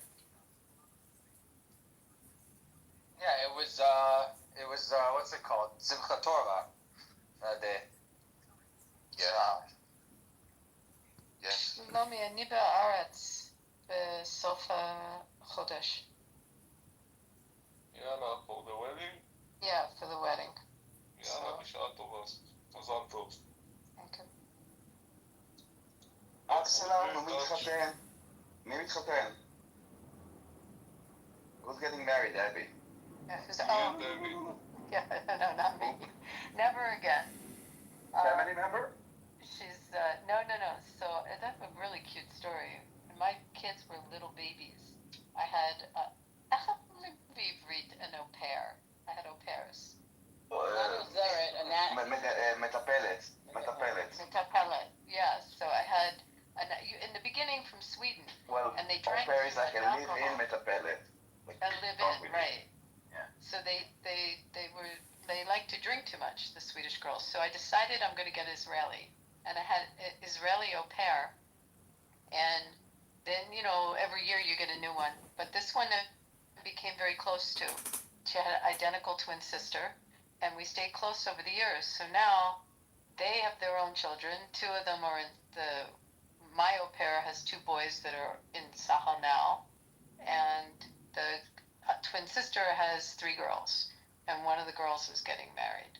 So they're like my family to me. Actually, the get-togethers when I'm over there with Evan and Guy and the gang, have met these girls. But so Where is it? The wedding? it's in a really beautiful place. Oh wait, hold on. She texted me the name of it. It's I guess it's a venue for a wedding. Should you be saying this, Abby? Should you be saying Yeah, what people are going to go to Israel and go to the venue. I didn't say when it was. Okay. It's just a venue. Wait, I'll tell you. I have no qualms in saying where it is. It's at. Let's see if you know this. I'm looking at the invite. Oh, damn it, it's in Hebrew. Wait, I gotta translate it. It's north of Tel Aviv. Emek Hefer? Emek Hefer. Okay. Yeah. You know where that is? Yes. There's it's a venue. Like, I don't know the venue. It's a place. It's like it's a city. K-A-H-I? Kahai? K-A-H-I. Google it. Kahai. K-A-H-I. Bishvil Mesiba. It's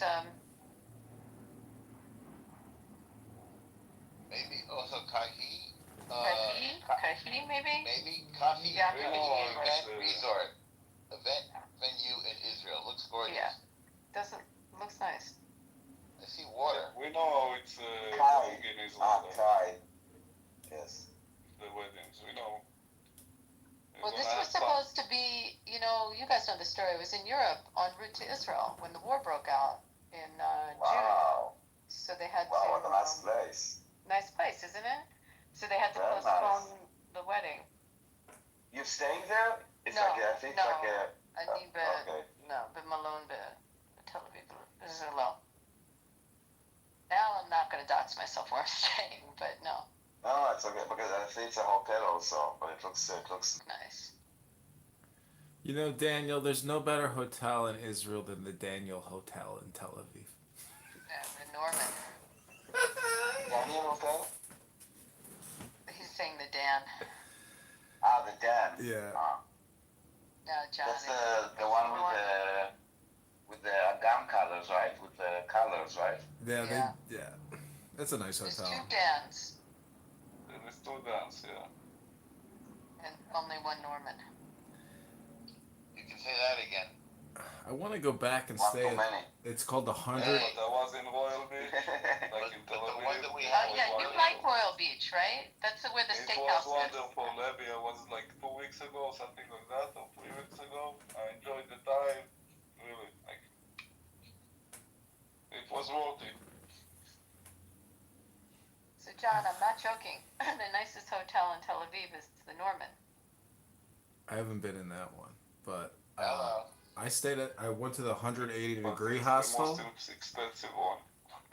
You're going to have a better time on the rooftop at the 180-degree hostel, which is a cheap hostel, right in the epicenter there. You're going to have a great time on that roof.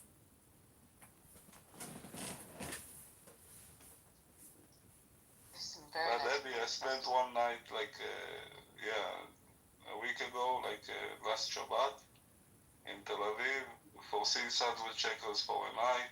It was a nice room hotel, and then there is a rooftop pool, and it was only 600 shekels for a night. Really? That's really cheap. Yeah, it was cheap because it was last moment, But a lot of arson in the rooftop. You know what is arson? RC. They don't know. So try to explain to her. They're pretty much like widow. Yeah, yeah. That's a Yeah. good way to describe it.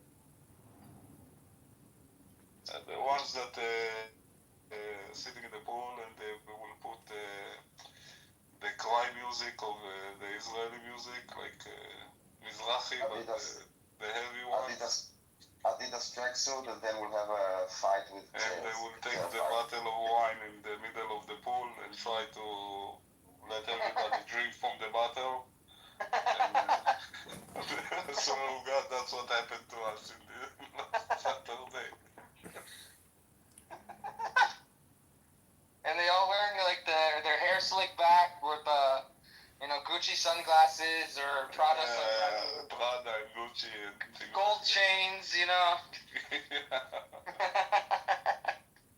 all gold chains with Chais or Magen David.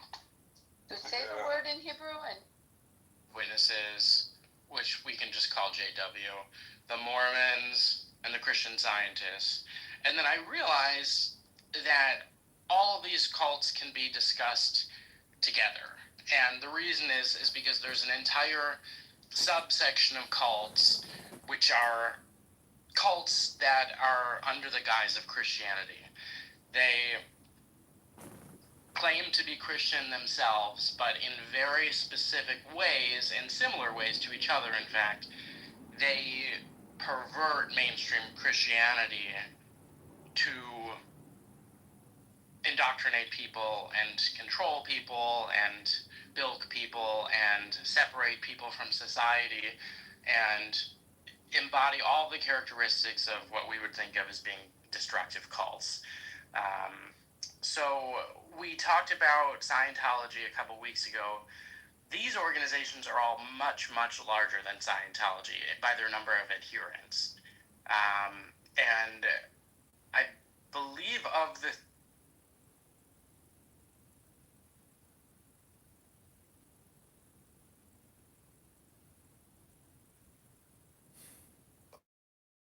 that they just get to just say what they want about my dead mother, right? And that just is whatever. We kind of accept it. We look away, and if I retaliate to it, still. He kicked me out right away. what are they? Like Gruzim? What are they? No, it's Israelis. Which Drusim? We talk about Jews. The Jews have like mustaches and they're wearing like robes and hats, pretty much. They all have a long mustache. They have shit pants. Gruz. Druze, they have shit pants. Gruz. Georgia. Druze. Oh, Gruzinis. No, the Gruzinis are like me. We look artsy. Whatever we do, it doesn't matter. We look artsy. They look artsy and they all have bald heads. Maybe if I would try to be like hippie, I will still look artsy. Because I'm Georgian. Are you both sides Georgian? Yes. Oh, I'm With sorry. the wedding I have, they're half Georgian. Oh, nice. So you will see maybe Georgian music. What are you from, Atlanta? Tommy, did you see what I sent you? The little video from the Georgian restaurant? Where did you send it? What's up? Which number? I only have the one for you, but I'll... it's the old one. No. I changed number. No. We need to catch up. Okay. Shlomi, I can't get Abby to endorse me for Congress and the candidate that I'm running against. If she said no, don't try to convince me to do Okay. Do you give me permission to get your number from Adnan? Yeah, go ahead. Okay. And then I can send you the little video. We've been going out... Soon also the Scottish guy will reach to you. Yeah, I'll get it. To get from the Scottish guy. The Scottish guy. Yeah. So I should get it from him instead? The guy in the skirt. He's got nice legs, by the way. Don't. Go ahead, but yeah, the Scottish with the skirt, the gay guy will reach to you soon. With the nice legs. Yeah, the shaved ones.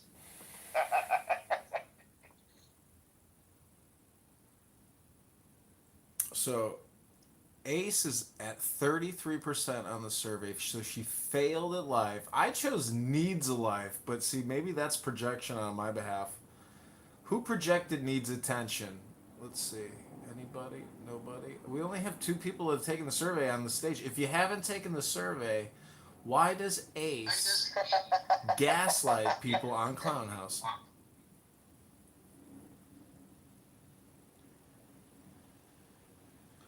Maybe you've heard her. She's got a very annoying voice. If you go to her Instagram, it looks like her lips are gonna pop. And apparently, she's an attorney.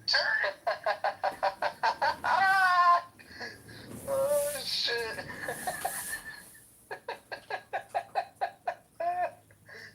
Oh man! Is no one else entertained by Clubhouse, man? This shit is entertaining as fuck, bro. It's a roast app. People put themselves out here, and they're subjected to getting roasted. They get roasted. Her lips do look like they're about to pop, that's for sure. Oh my god. How much lip filler can you fit in those lips? Harry, Yeah. dit gebeurt in aggressive. I treated you. I can't believe she said that, but honestly, I'm not shocked that she said this either. I'm really not. Fucking idiot, man. What's up, Sammy? How you doing, bro? See you down there. Sammy's a good guy. I like Sammy. We need more people like Sammy in Judea's scenario. See, if you really want to get Amir's room to... I'm getting a lot of feedback from you, Harry. I'm just saying, if you haven't recorded Amir's room yet, put it on X, tag Dan Bongino and Kash Patel at the FBI. Amir is a terrorist promoter, and then go into Amir's room and post the link to X, and you'll see Amir's head explode like a firework. Do you think that they actually really see that on their Twitters? Do you think they actually check that or have somebody check that? They gotta have somebody check it. Yeah, they use it as they'll intelligence. check it, Harry. I tell you why. Because when things are moving in a way that I'm involved, like the lawsuits and things that I'm doing sometimes on Twitter that are affecting, things are happening here and there. An example I will give you is when I did the interview with Irene, I think. That's when Amir played my recording. So yeah, they are following everything. Well, it's working for them, 100%. Wait, he's working for who? For someone that to do this propaganda. Yeah, I believe that also. I truly do. Because he's on here every day, and all he talks about is Israel. That's it. That's all he... There's like Jew haters on here, yeah, and Israel haters. But they're not always talking about Israel all the time. But his room is always... Every title has to do with Israel. It's very, very odd. Like you said, it's like he's getting paid by somebody to do it, you know? So... But every single room, though, every single day is about Israel. Something about Israel. Or Netanyahu, or whatever.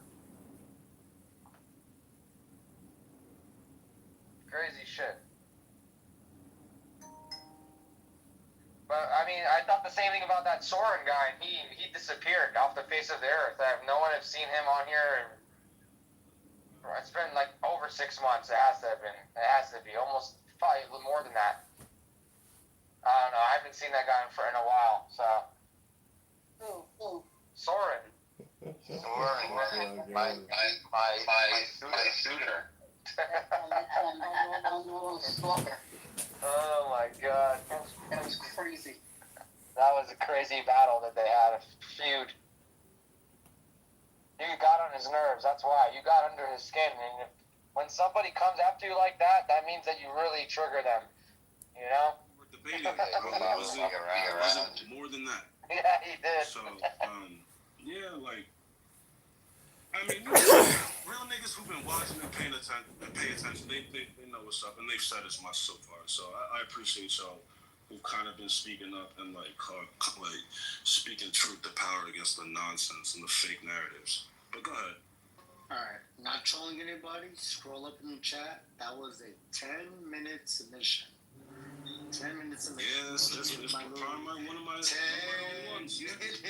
One of my only ones. I had a lot to get off. That was 10 minutes of mission. Hey man, sometimes it gotta be like. Exactly. All right. I know this punk ass nigga's not talking about long submission. I know he's not talking about being long. I know it.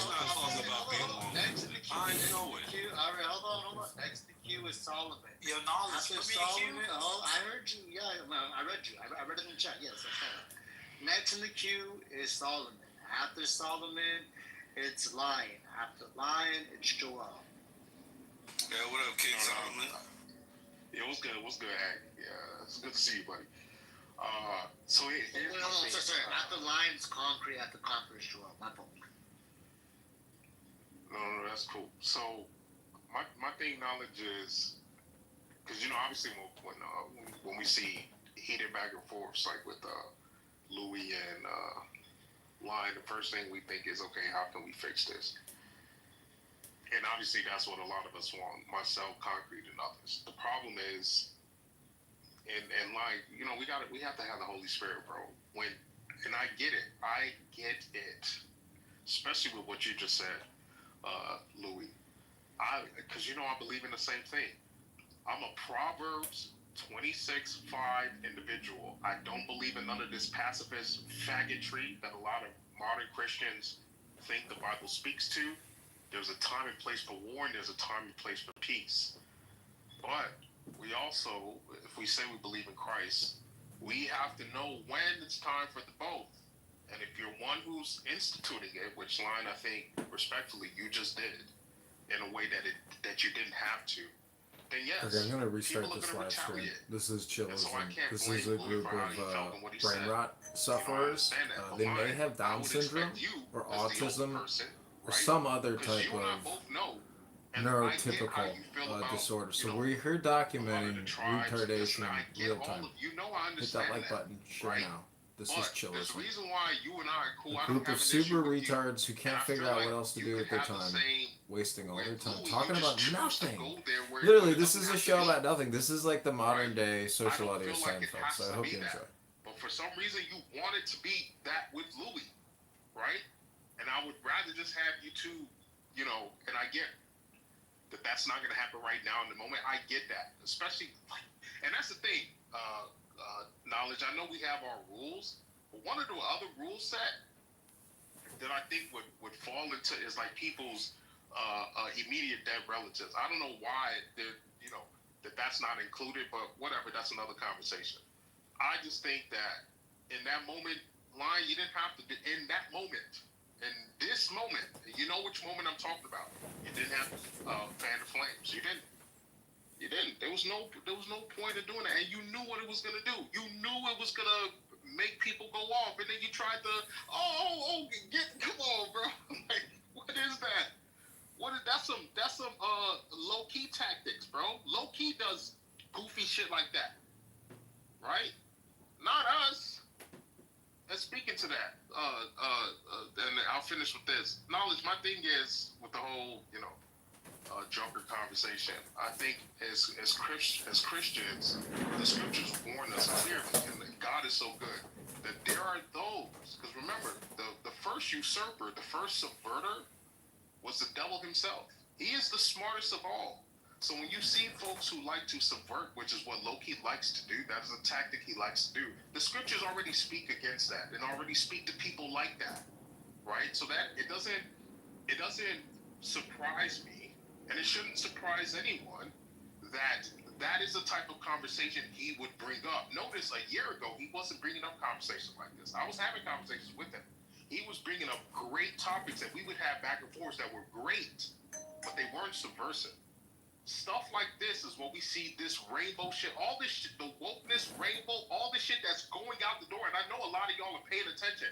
All this shit that's now being critiqued and going out the door, unfortunately, he's attaching himself to that mindset. And again, I would just hope and pray for the kid, because it feels like he's going through something, and he needs to address that rather than trying to, again, do all this other nonsense. And for when those type of conversations come up as Christians, we should not be, we should be ready to give an account, right, for the scriptures of what they are. And Lion, I would ask you, if you were there, Lion, you let this nigga call Christ the drunkard on stage? Were you there? You need to.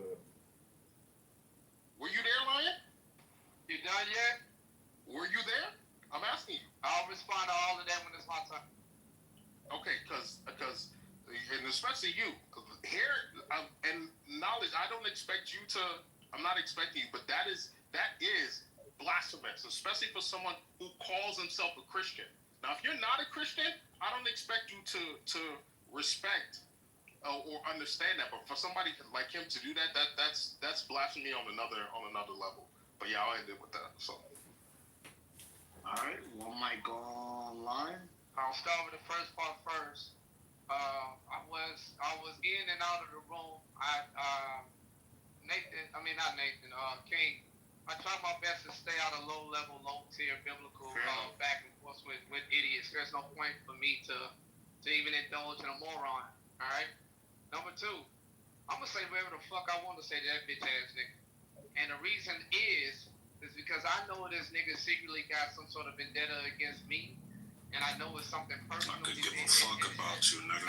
Hey, put him down. Put him down. Put him down. Just like you did me. Thank you.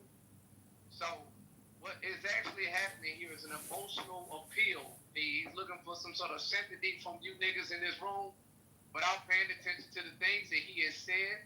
He has not only threatened me, he's also threatened other people. He's also talked about other people's dead loved ones. But I guess it only matters when it applies to him and his mama. Now, here's the thing. I want you to understand this. I don't owe that fucking dirty ass blood drinking incel anything, King. I want you to understand that. You disrespect me, and I'll tell you exactly how this shit played out. The conversation was between myself and Tim. That bitch ass nigga decides to jump into the conversation and start haggling me on things that was not even said.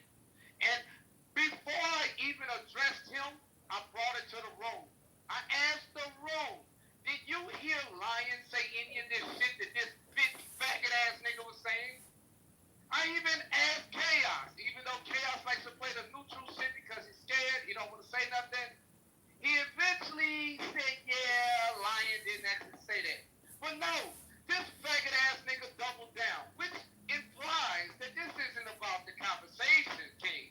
This is about something else. He's got an actual vendetta and issue or a problem with me, and the reason it has nothing to do with this conversation. Have you ever bumped into anybody like that, King, where you can be talking about how the sky is blue, and this bitch ass nigga is screaming to the room how you just said the sky is pink?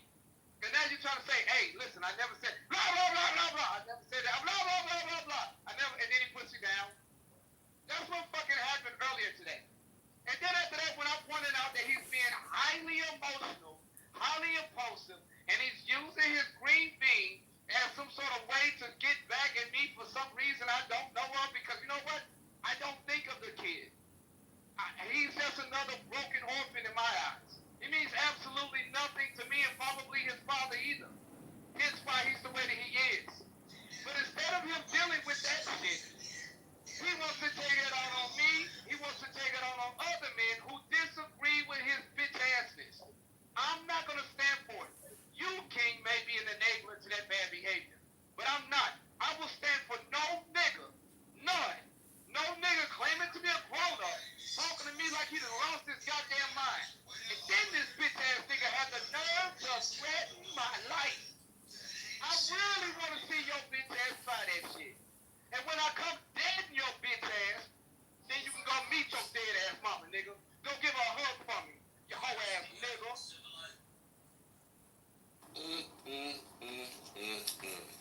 Listen, again, I want to commend myself crashing out. I probably would have stopped that shit. You know, I like hanging out with you wild ass, crazy ass niggas. And I hope we can get past this. I hope he crashes that 18 wheel. What I'm realizing as I survey the land, we got the Jacobus issue, we got the Omni-Tether line issue, we got the moderators issues, knowledge, bitch ass. I have to I have to come to the unfortunate conclusion that I'm the most enlightened person in this fucking room. On every topic where empathy is required, there's concrete. The most empathetic. That's nigga. Oh shit! Hey, who fucked my shit up? Hey, let me get back in the box. Actually, he's actually making a good observation. He has been the most reasonable today. Thank you. When it comes to hold on. One second, ma'am. Calm down. So when it comes, all right.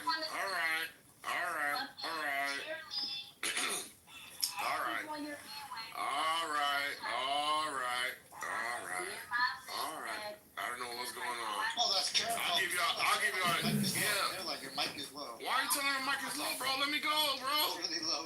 See, that's the thing. That's why I know good moderators. I'm not saying Louis is a bad moderator. Hear me now? Do I sound better? I don't know what's going on. Did I say something about her? Did I say something to her? Like, what's going on? What's going on, bro?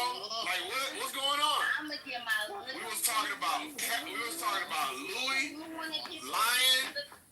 Oh man, once luckily it is Congress's turn. I've been moving you down all day, I don't want to move you down, Caroline. I will, but I don't want to.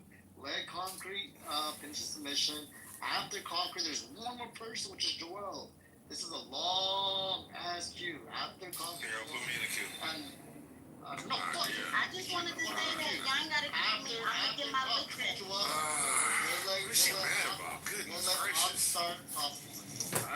Anyway, as I was saying, as I survey the land on topic after topic and moment after moment, when it comes to being the most nigristic, I thought I was at the apex epitome of nigrosity, but unfortunately, there's niggas that's doing that to a higher degree. Shouts out to them. But when it comes to de-escalation, forgiveness, apologies, all of these categories, I'm fucking excelling. I have crashed out on everybody, and I think at one point or another, I've apologized or offered the hand of fellowship. I let niggas like Guava constantly crash out. I forgive her weird, angry ass all the goddamn time. I don't even know what her fucking problem is today. But if anybody wants to the backstory, look in the chat. Her and Matt are going back at it, back and forth. I don't encourage it. I've asked Guava to stop. I've asked Matt to stop. Yet another example of me and my most magnanimous and most fucking diplomatic, right? Of all persons, because nobody has asked any one of those persons to stop crashing out. And I've asked both of them to stop crashing out. So it's like, yo, y'all niggas need to get up to my level, because unfortunately, this level of enlightenment that I've achieved, y'all niggas are gonna have to do this game over again. You know, when you hit a level and then you lose to the final boss, you gotta do another level again. I have mastered life. I have mastered charity. I've mastered love. I've mastered empathy. Y'all niggas need to get like me. And when you get like me, life will become better. Lion, please stop. Louis, please stop. Let us get back to some other forms of negrosity, less vitriolic. Yo, for real, I haven't seen Lion this mad, and I hope y'all boys can chill, man. Come on. Anyway. Concrete, I accepted you. That's the cue. I thought about you. My bad, I thought he was alive. Joel is next. Joel is next. No, Joel and Minot. Okay. Joel and Minot. Joel, if you're there, thank you for waiting. You're next after you. Ak is gonna start popcorn. Start popcorn. No more Q after Joel. Sorry, no more Q after Joel. Go ahead. Yeah, no, I was just gonna say some interesting shit happened today with the Epstein survivors and victims doing their press conference. I thought that would kind of be like a interesting conversation to talk about. I mean, I'm just saying, me personally, hearing grown men crash out about their clubhouse drama just seems really kind of pathetic to me. But I think we should talk about some more interesting shit than grown men crying about shit. But I mean, if you guys want to talk about that, then I guess. But I'm just throwing it out there that we could change the topic if you guys want to. Or we could just go in circles and everyone can do a circle jerk about their Yelp reviews again. Is it my turn, Nani? Yes, sir. Okay. All right.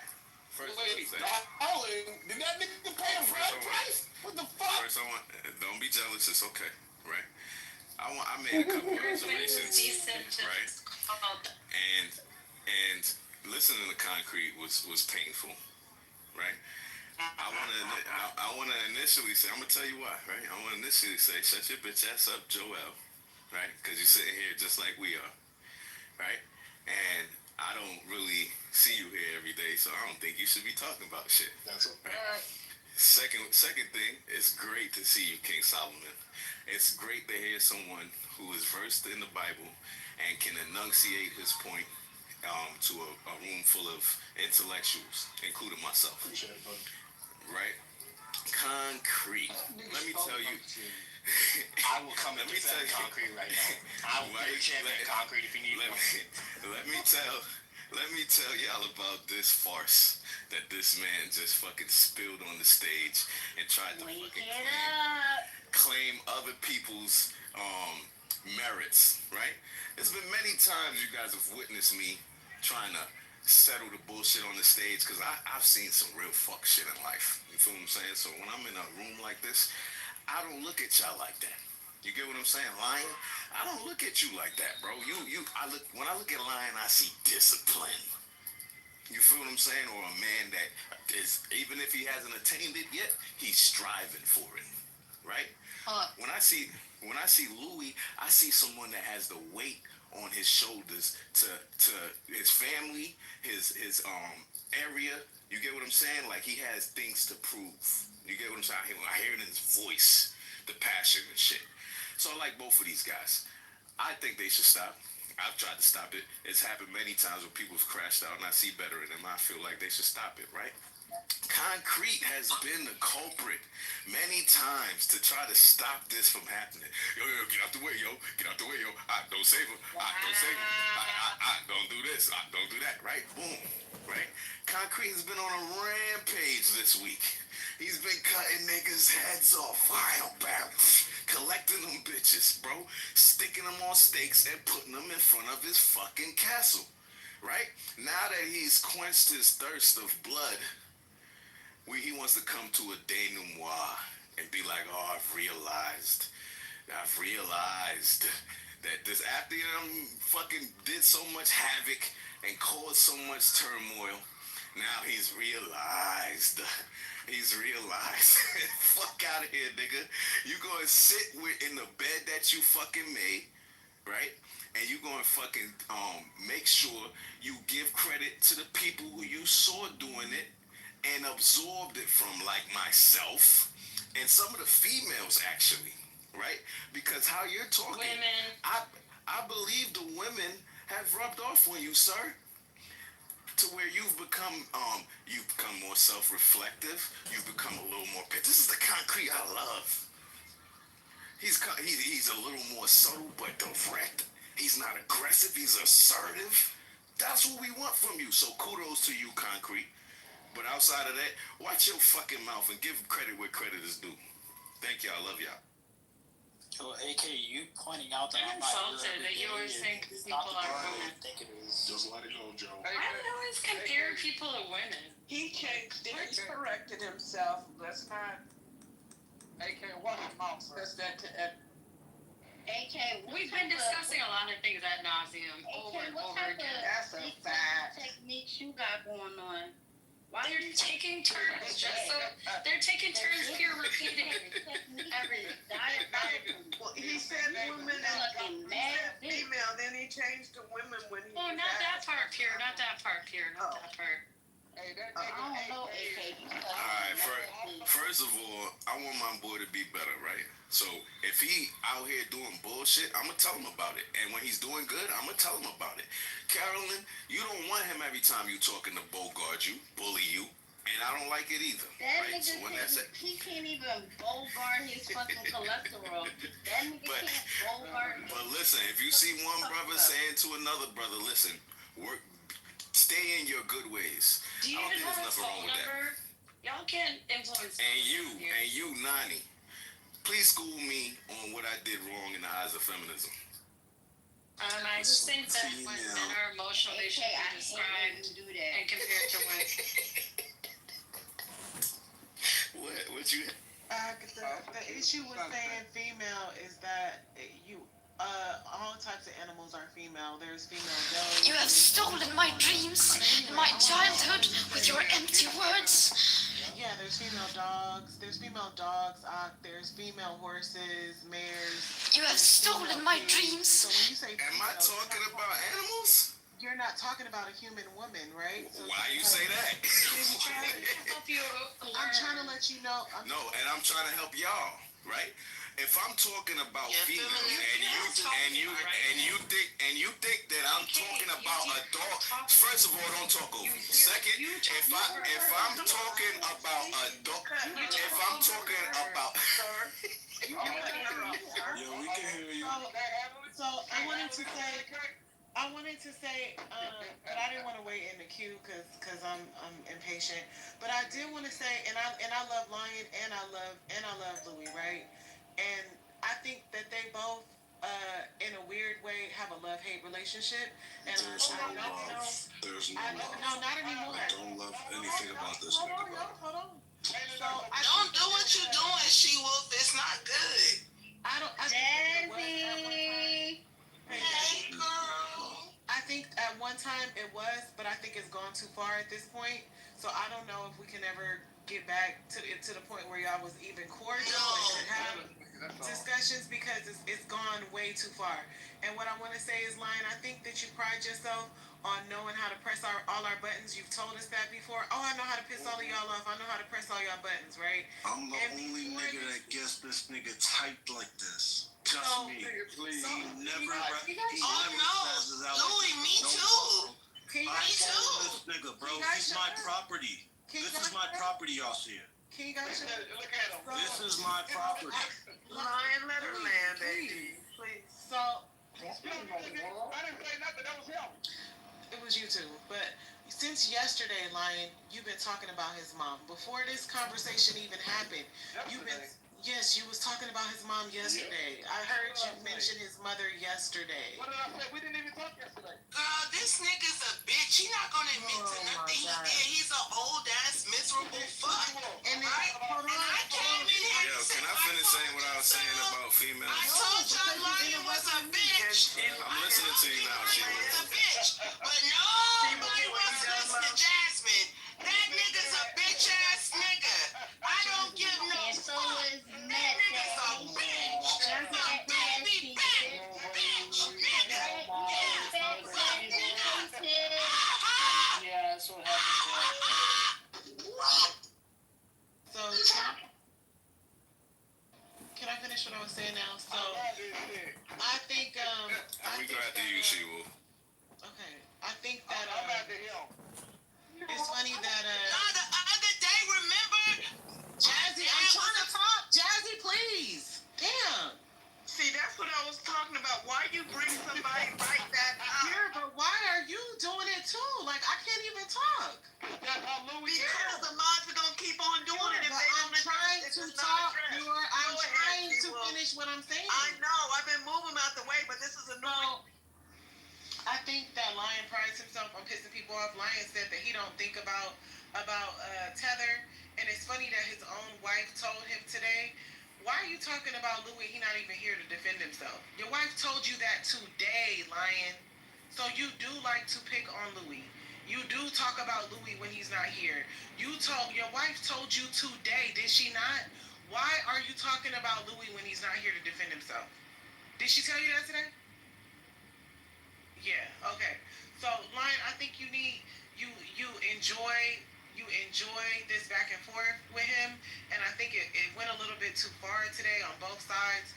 You have been talking about anytime he interrupts you, any little thing, you tell him fuck your mom. You said that shit to him yesterday.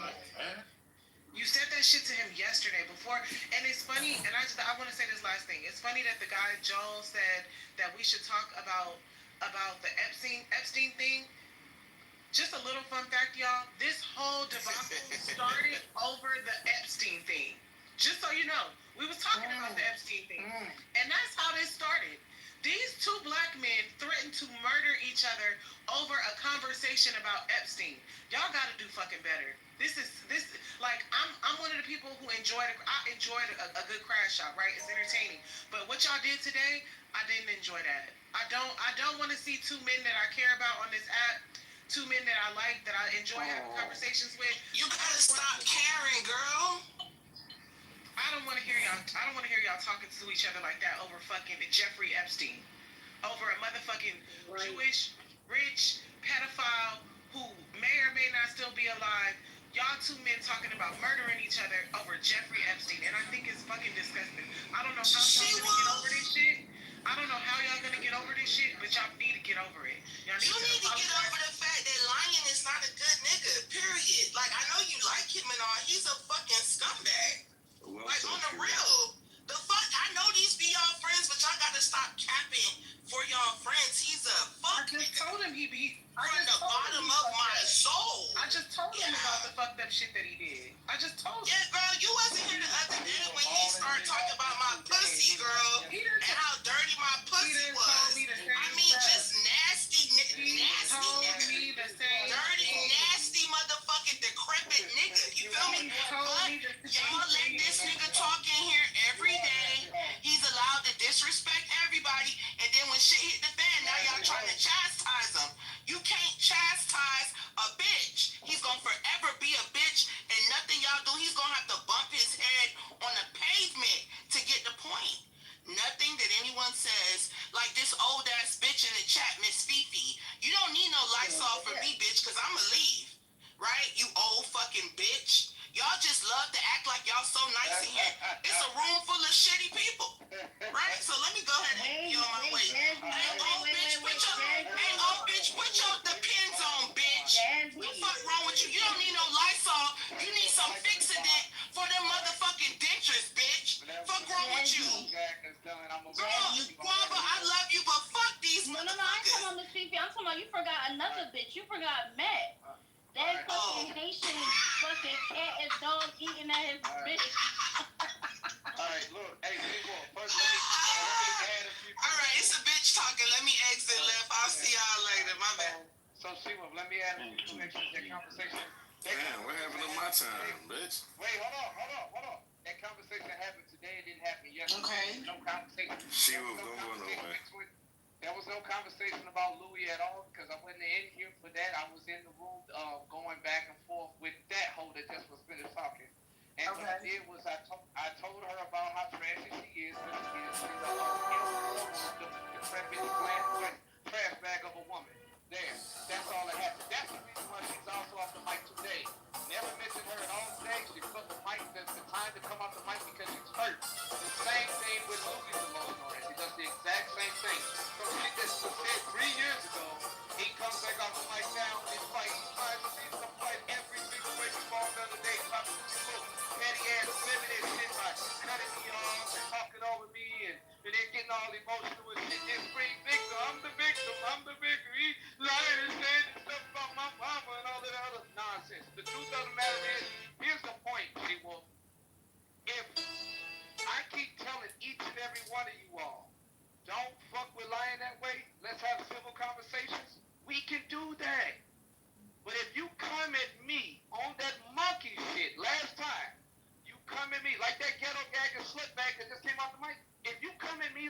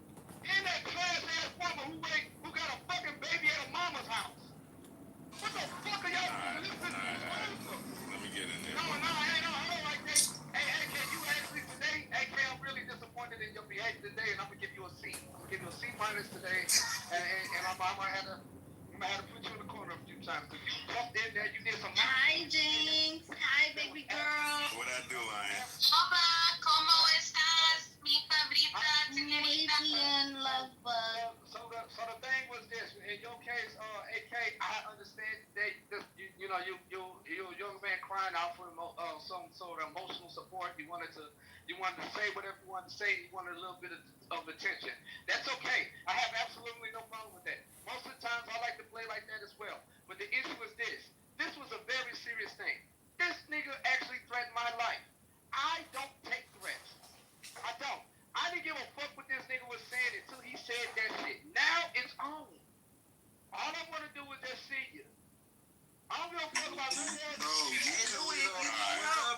you need help, a contract. This is what I'm gonna say to that, right? It could go anywhere. Both of these niggas was arguing, and I came off mute to tell both of them they pussy, right? And I stand on that shit, right?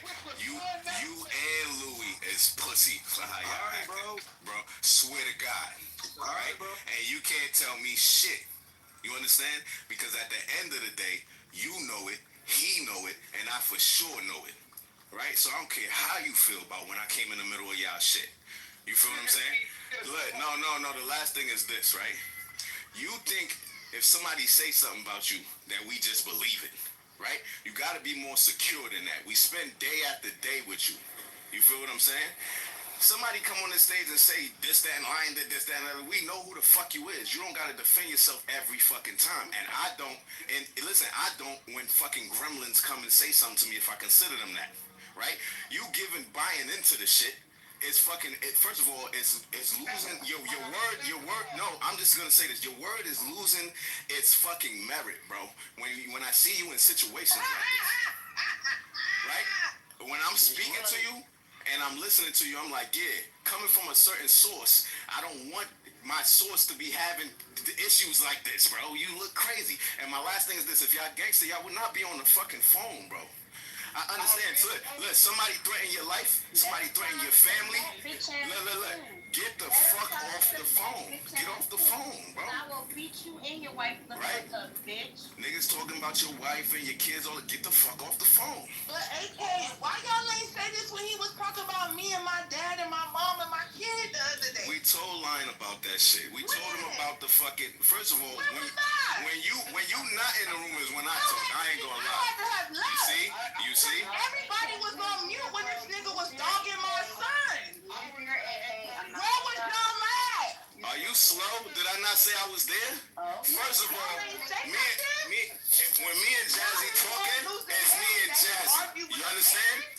It's gonna go down. Me and Jazzy go the fuck at it right now. I'm telling you that right now. Stop care about your big leg. Hey, AK, where was you at? Where was you at when I was talking shit about how this big thing? How did AK get moved?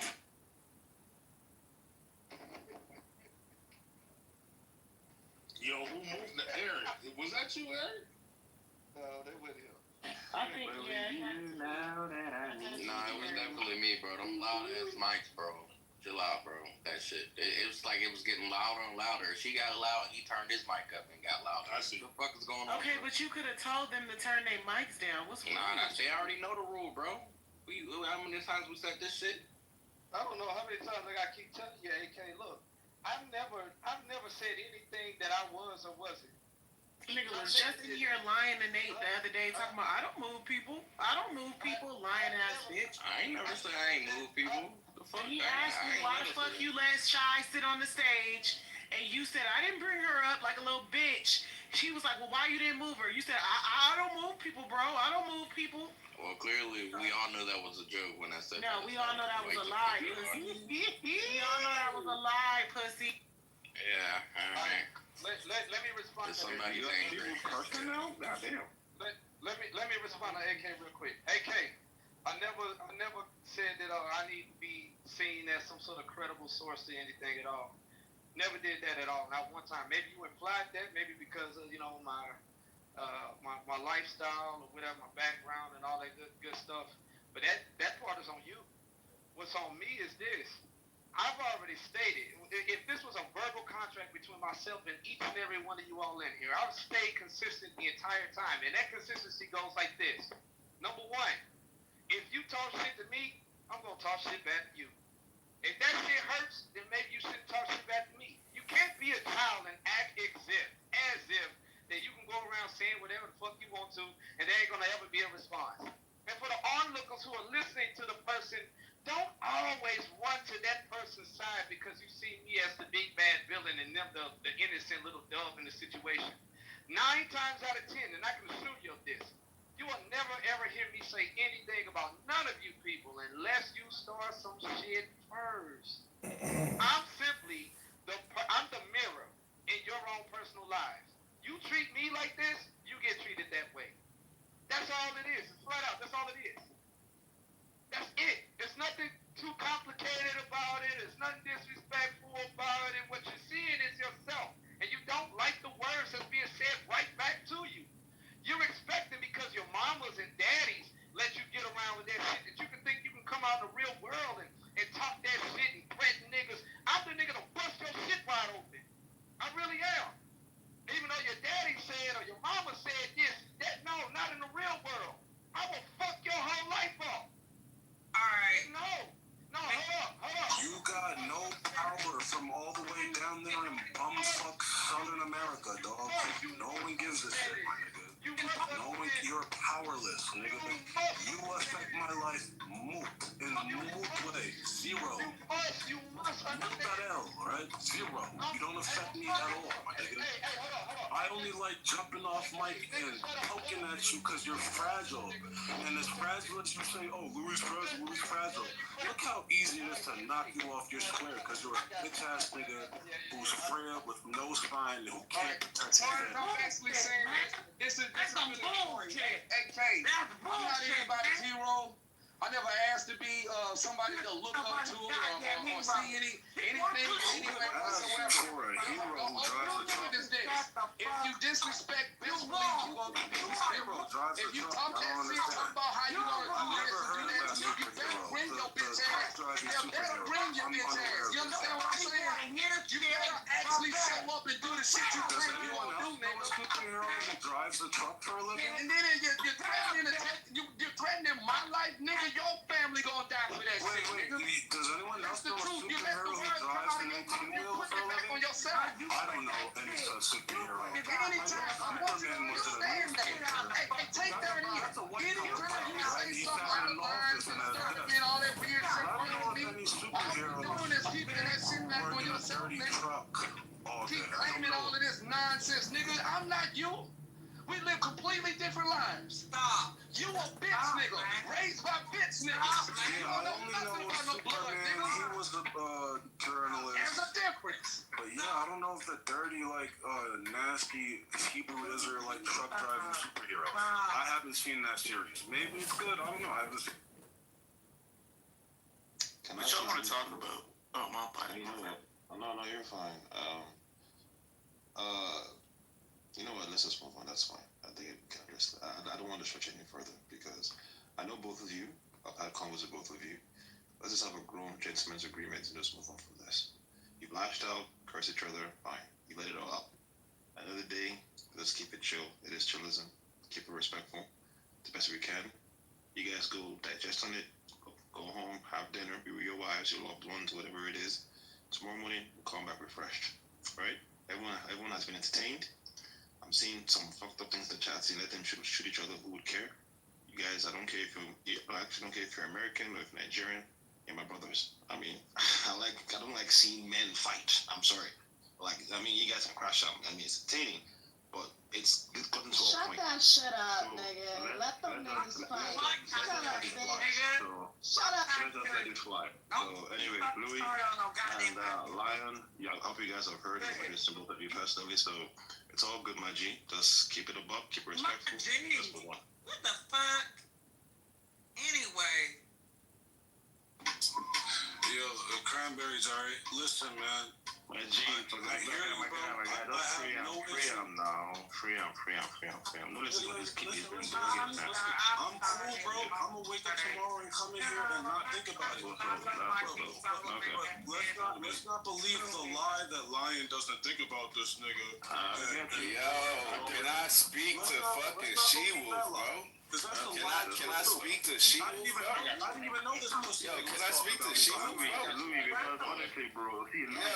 Yo, Cranberry, shut your bitch ass up, bro. Nobody cares what you think, nigga. You haven't heard a fly in your life. We can hear it in your voice. Go study, G. Go study. No, go study, bro. Nobody cares. This is real nigga shit, bro. Niggas is talking about killing each other, bro. You don't do that. Get out the way. Get out the way. AK coming through. Shut your bitch ass up, nigga. We don't care about you. Shut up. Shut up. Thank you. So She-Wolf. None of y'all niggas is really about it for real. Ain't Me neither. Y'all niggas pulled out a gun and killed no motherfucking body. Exactly. What you talking about? I'm right there with you. Alright, the female thing. I feel like if I say female and you think of a dog or an animal, that's something on you. It's already implied if I say female that I'm talking about a human. You hear me, She-Wolf?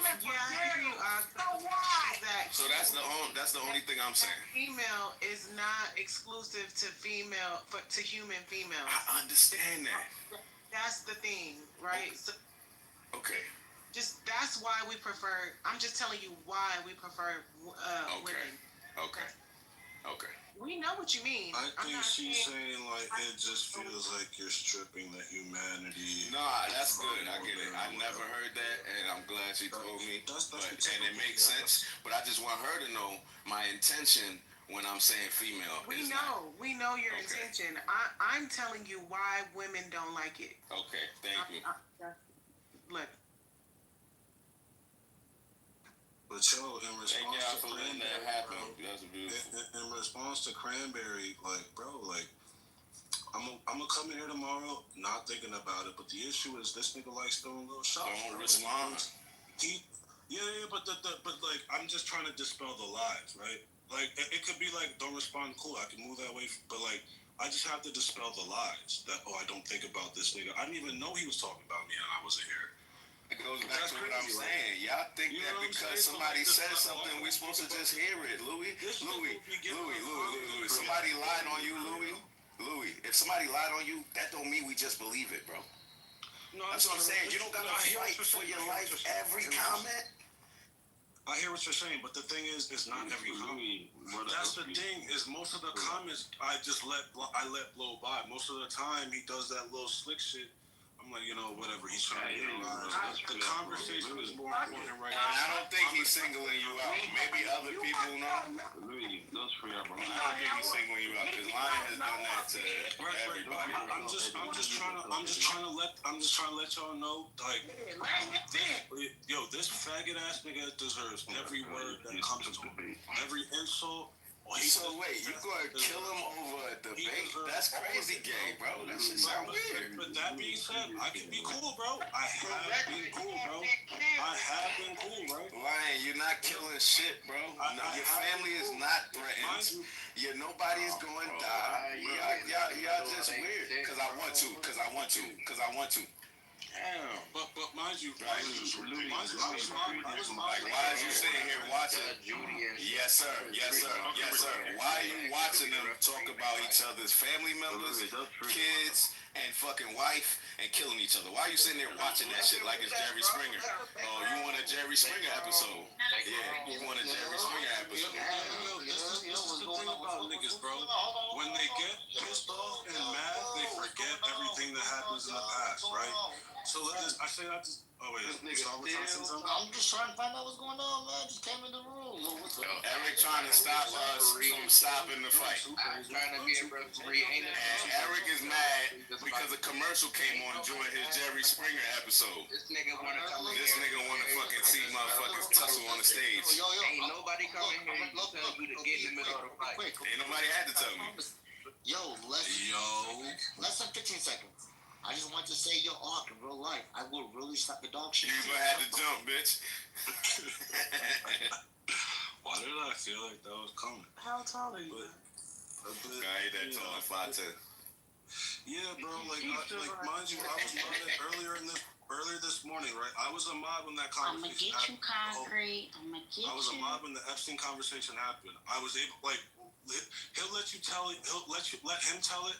I'm just trying to throw everyone who disagrees with me, but for a good 30, shut your bitch ass up, nigga. For a good 30, 40 minutes into the beginning of that conversation, I was on mute listening.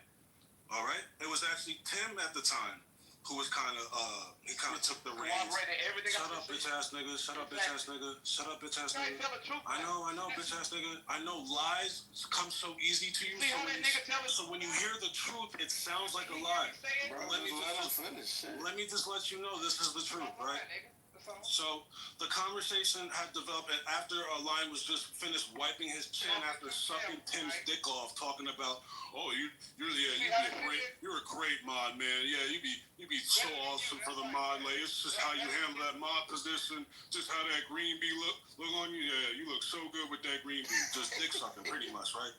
Dick sucking for the most part, right? And then right after that, I'm sorry for laughing, Lion. That don't mean I think it's true. No, he just being that lying ass Canaanite that we all know him to be. None of that. But we was here, bro.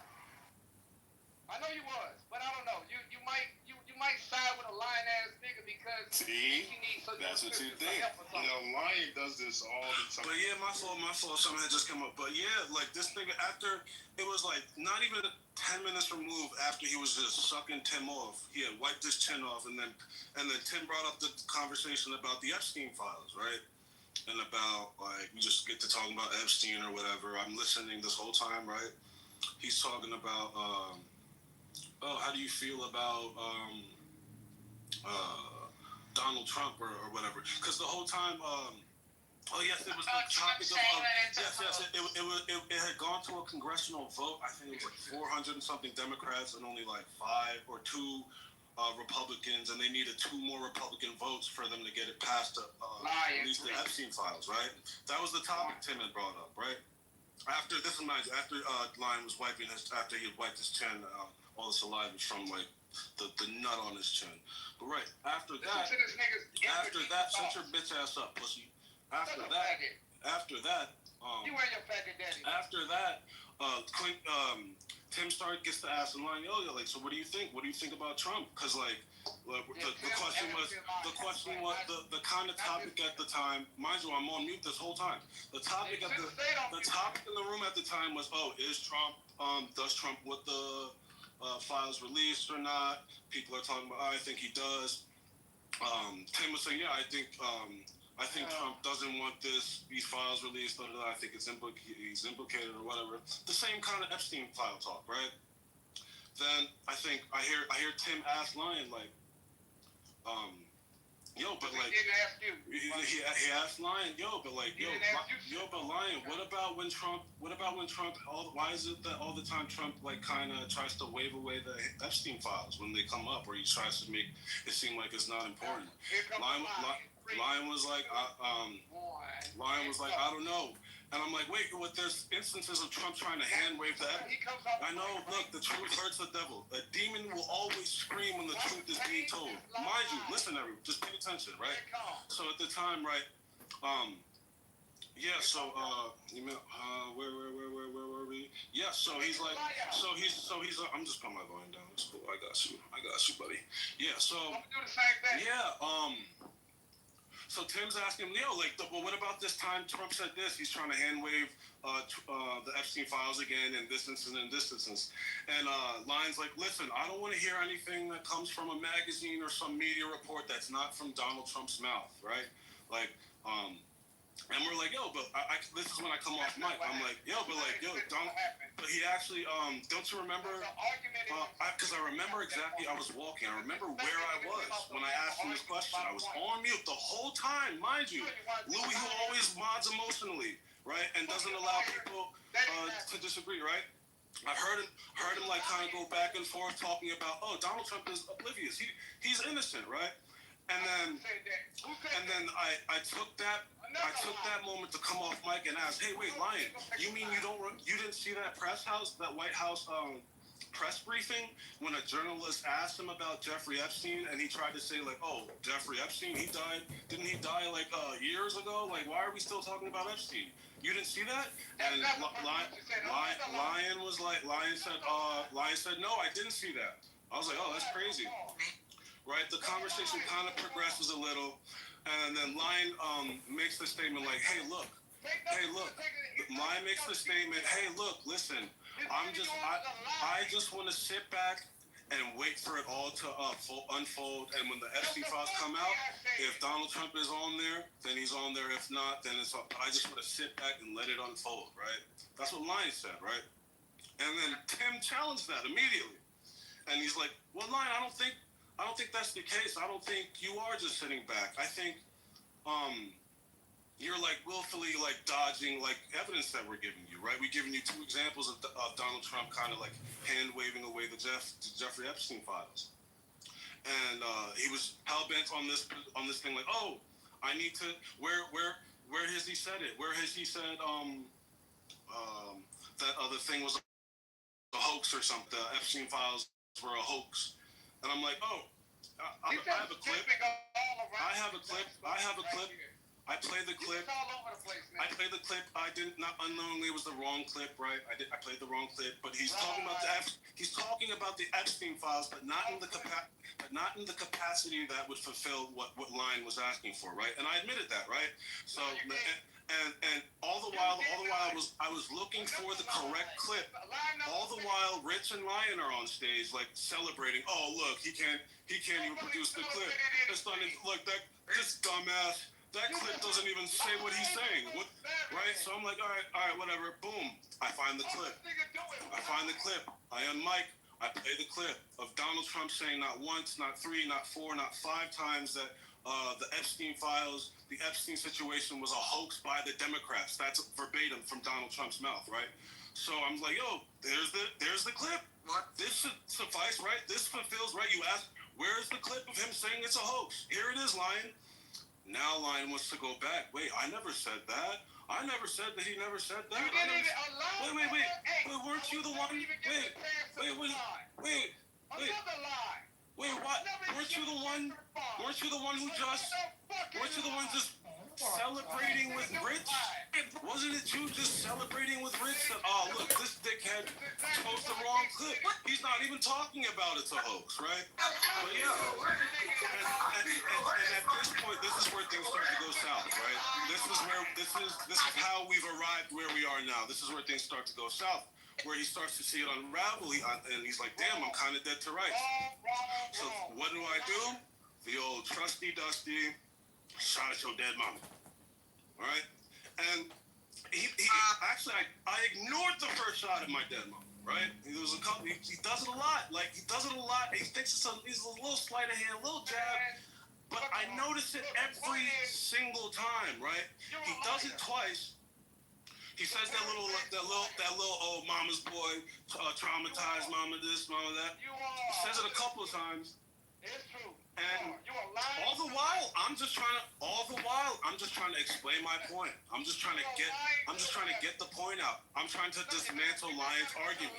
All the while Lion chooses first to go down and dirty, right? To throw a low blow. So let it be known, the first low blow today was thrown by Lion. And Louis just retaliated, as always, just for the record. But yeah, while I was trying to explain, like, dismantle his argument or whatever, he's yelling, he's hooting, he's hollering. I move him down, right? He comes back up. I'm trying to complete my thought, whatever. He's hooting, he's hollering, he's trying to drown me out. And then I move him down again. I gave him 3 warnings, then move him down the second time. No, you didn't. Right? And then it became, I think I left the room, and then I came back to like, number 10. Hey, Louis, why did you move Lion down? Because he was being a disruptive asshole. Because you ran like Because he was being a disruptive asshole. Not because Louis' heart was on his sleeve, and he was biasly moderating the conversation. Of course not. The conversation was well underway, and I was moderating it. I was here listening the whole time, not giving my 2 cents in, allowing the conversation to develop, right? That's why I came in with a question. I didn't come in with a statement. I came in with a question. Why? Because there was already a conversation underway. You were already intermingling. You were already espousing your ideas, right? And I had a question. That's why I asked, wait, you didn't see that? You didn't see that interview? That was the first thing I said in the whole Epstein conversation, and right? I said, no, I haven't seen Right. And he just kept running with it. So when these niggas have the opportunity to craft a narrative, right? When a lot of people weren't there to witness it, we get the lies that we get when we hear what Lions say. And even when Gustavo paints the picture, I think it's kind of controlled me. But whatever, one way or either way. But the narrative that I was so emotionally invested in the conversation that I took to over moderating, no, that's dead. I was moderating a rambunctious asshole who was over talking on stage. That's what happened today with mine. And if I'm not allowed to do it, and if as a mod I don't have those powers, that's okay. I accept that. I understand that now. But what I understood was when there's a retard screaming and hollering and hootering and trying to drown out other opinions on the stage, that person needs to take a break for a little bit. That's what I understood. And that's all that happened. If anything, I'll you know what? You got me. With Jacobus yesterday, I kicked him out. I didn't have to. I understand that. Right? I fully understand that, right? But if you're telling me that he moving this ass, I didn't even kick him. I just moved him down because he was disruptive, right? If you're telling me that if I'm moderating and someone's talking and this asshole is doing what he's doing right now and I can't move him down, then I'm confused. I'm just confused as to what a moderator is and cannot do. That's all. All right, good. All right. Thank you. He's so upset. Someone else could talk for a long time and it's not him. He just has to get in there. He just has to get. I know I was talking long and I prolonged it just because your bitch ass kept fucking dancing under me, bro. You're gonna fucking fly in my ear. Yeah, what part of that story was a lie? Yeah, everything, from the top to bottom, right, I'm sure. First of all, Stegler came off the mic to confirm exactly my Yeah. Chaos came Yeah, so what part was wrong? Let's start from the beginning. So you had sucked Tim's dick, right? You had wiped your chin, right? You had brought up the topic about Epstein, right? So what part are we... How wrong am I from now, right? Anybody that opposes your position... Alright, so you had wiped your chin off after blowing Tim, talking about, oh, you're such a great mod, Tim. Oh, Tim, oh, no, Louis, no sound, Louis, come on, man. Oh, Tim, you be so good. Dick slapping on face. Then after that, you wiped your chin and Tim got a conversation going, right? Right? What part is wrong about that? Anyone that disagrees, you see what he does. I just don't respect you, so I'm gonna talk over you, pussy, and I'm not modded. They're letting me do this to you right now, nigga. They're letting me treat you like this right now, nigga. Yeah, okay, so anyways, yeah. Can you point out the lie? Point out one lie. One lie, just one. Hurry up, bitch. Hurry up, bitch. Point out one lie. Hey, faggot, point out one lie. Quicker, dumbass. I know you grew up in remedial school, but yes, one lie. One lie, lying. Faster. Faster, give me a lie. Faster. Oh, so there's no lie. You're just gonna talk around, you just wanna talk? You wanna hear yourself speak as per usual? Is that it? Let him get it all out. Name a lie. Which lie, Lion? Where's the lie, Lion? I never gave any position at all. This nigga just rambled on and made a position for me, even though I never gave one. That's the lie, number one. And everybody corroborated that one. No, what you did was even more cowardly, right? What you did was even more cowardly, right? What you did was more cowardly than that. What you did was you had a position, right? And that position was evident by you haphazardly hand-waving all the evidence that was presented to you, right? So you have it in your mind made up of your position, clearly, right? But what you did, like the little weaselly, cowardly faggot bitch you are, was say, hey, I'm just going to sit back and wait for it to all ravel out, which was the easy way out, which was a lie, and which was a lie that Tim recognized, right? Which is why he called you out immediately when you said that. And when he said, wait, no, Lion, that's bullshit, Lion. I think that was his words verbatim. Wait, Lion, that's bullshit that you're just waiting and sitting back, right? You clearly have taken a side. And that side, and the evidence for you taking that side is the fact that you're hand waving it. Like, wait, look, we're telling you what happened. You're saying, I don't know. That's just the media. If it doesn't come from his mouth, I don't want to hear it. It seems like you're kind of biased, right? And I think Tim rightly called that out. So for you to say, even you right now saying, look, even you cowardly right now saying, oh, I didn't take a side. Yeah, that's the point. That's what we were pointing out, dickhead. That's what we were pointing out at the time, dickhead. It's like clearly you have taken a side, right? That's what we were trying to elaborate, Lion. Is that you clearly have taken a side and you're feigning, you're feigning partiality and like, oh, look, we'll just let it play out. Because we were asking you some pretty tough questions. Because we told you some pretty damning things concerning the topic that were said from Donald Trump, right? And you weren't willing to accept that. And so instead of saying, hey, yeah, Donald Trump shouldn't say that, or yeah, that's kind of damning on Donald Trump's part, what you chose to do was say, hey, look, I'll sit back and we'll talk about it later. We'll see what happens when it unravels. Free jazz. That's what happened.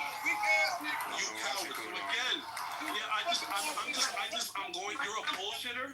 And there's nothing more I love than to pick apart the bullshit that oozes out of the mouth of a bullshitter, right? So again, even you saying right now, I'm suspecting people who aren't here for the conversation. Oh, I didn't take a position. No shit, Sherlock. That's what you were being pressed about, right? That was the no shit, Sherlock. That was the root of the conversation. That was the reason for the line of questioning, dickhead. Right? And if you didn't have such resentment for college education, if you wanted to maybe your brain would function a little better. Maybe you'd be able to pick that up. Was that, yes, Lion, the whole point of Tim calling you out, the whole point of my line of questioning was to illuminate to the room, to the stage that, oh, this nigga does have a position. He clearly does have a position, right? It's evident in how he engages in all these conversations. It's evident, right? But he would like you to believe, but there's something about impartiality. Everyone likes to have this label of being impartial. Oh, I'm impartial. I call it down the middle. I'm a centrist. But you're not. You're not impartial. You have a clear side, you have a clear bias, and your biases rear their ugly heads when you engage in these conversations. And that's what Tim was trying to get at, Lion. That's what Tim was trying to get at. That's what I was trying to get at, right? That's what you were too stupid to understand, right? That's what you were too stupid to understand, Lion. Right? So reiterate to these people. Reiterate to them. I never took a position. I never took a position. Like it means anything, like it helps you at all. It's your last fucking floaty in the fucking middle of the ocean, bro. You're a retard, right? That's the whole point, Lion. Thank you for proving the whole point for me. Thank you, you fucking retard blue-collar piece of shit. This is not anything to blue-collar. All right, fellas. Let's move on to a good topic. Anybody got a topic? Anybody got a topic? Anybody got a topic? Anybody got a topic? He's gonna try to get his lick back all night. No AK topic. What do you got, nigga? Don't thank me, nigga, until the topic gets on the mouth. Let me tell you one thing. You brought up something the other day that they were giving me like basically holding the information community accountable for things. Basically gonna be, what is the word I'm looking for? Transparency. What was that you were talking? Put it in the chat. No idea what you're talking about, brother. It was a specific name, but it was like basically the intelligence community.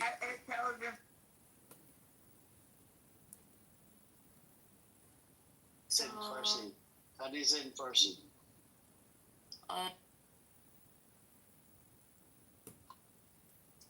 this is a very hot topic, especially in like certain parts of the world where SMS deliverability is more challenging, and it's not a simple change because our whole database is based on phone numbers as the login method. So that's probably why it's taken us a long time to get to it.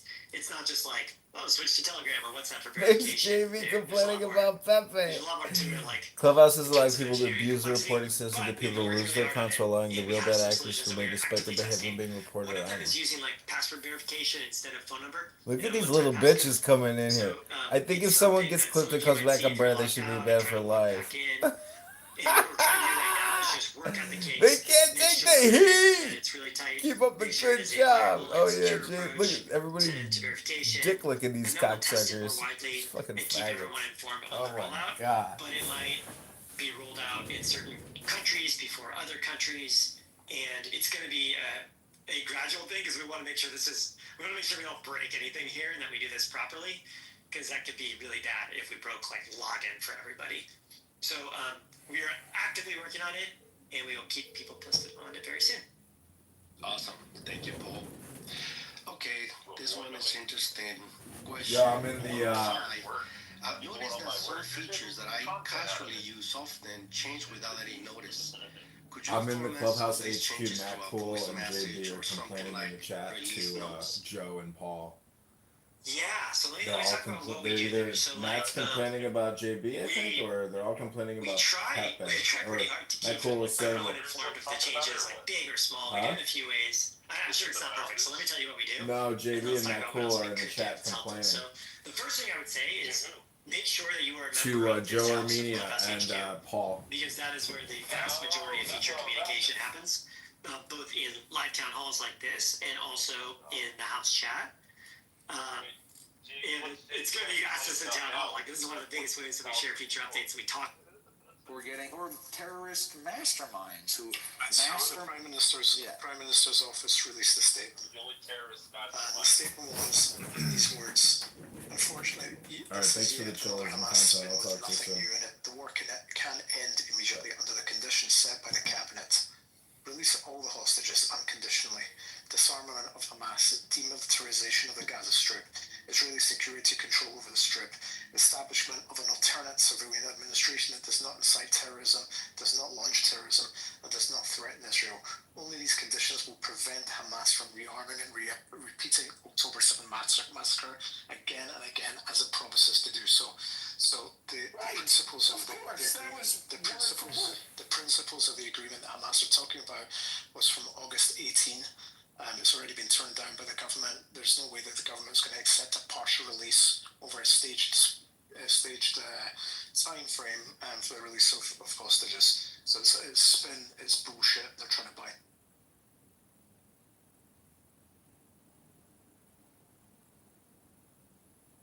It's bullshit.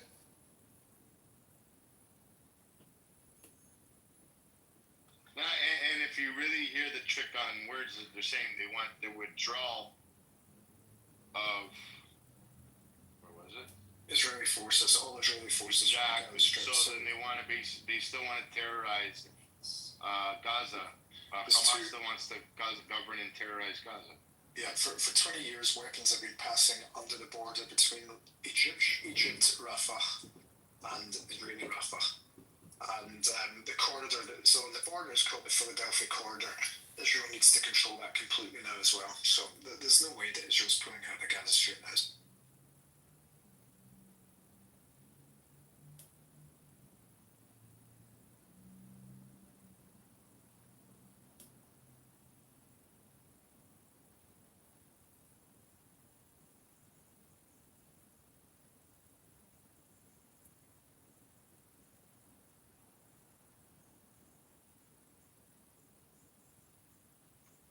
Wishful thinking.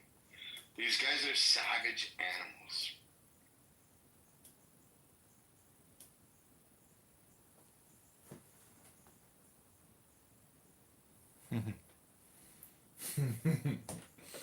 BB lol, that's right. Good evening, AL. How are you? What's up, Mario? Shut it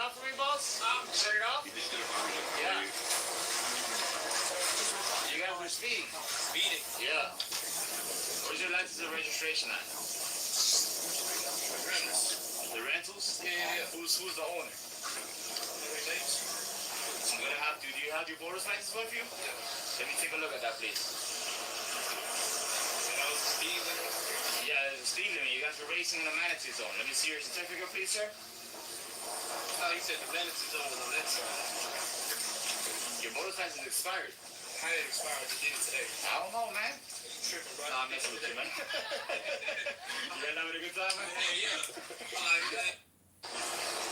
Shirt up. Nobody's talking, huh? Boring.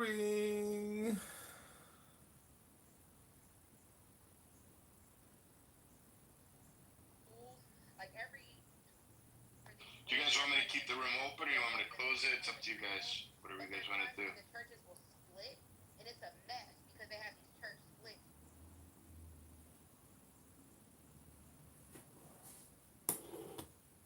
Jack, you want me to keep the room open?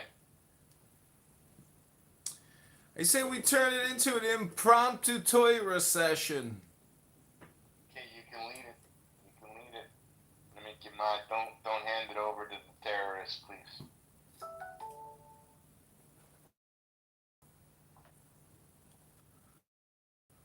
Okay, if you got your Tanyas, grab your Tanyas. My friend has a Tanya. My friend, grab your Tanya. I'm gonna go wrap that balloon before it's too late. I'll be back.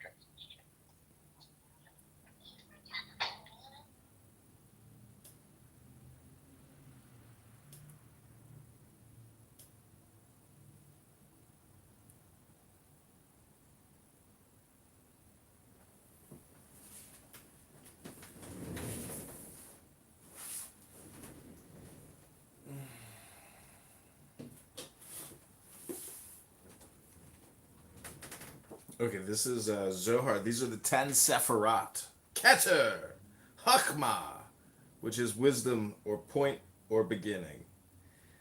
Bina. And then it's Bina and Chochma, Bina, and... I'm not finished yet. Understanding is Bina, or the palace, or womb. Then you have Gevura, power. Din, judgment, rigor, red, left arm, or Isaac. Then you have Chesed, your love, your Gedulah. Right arm or Abraham. Greatness, great white, right arm, Abraham. Tiferet, heaven, sun, harmony, king, green, purple, Jacob, Moses. Beauty, Rechamim, compassion, blessed Holy One. Hod, majesty, prophecy, left leg of Aaron. Netzah, endurance, prophecy, right leg of Moses.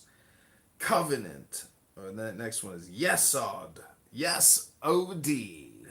Covenant, phallus, Joseph. Foundation, Zadok, righteous one. Then the last one is the Shekhinah, presence, Malkut, kingdom, King David, communion of Israel, earth, moon, justice, queen, blue, black, apple orchard.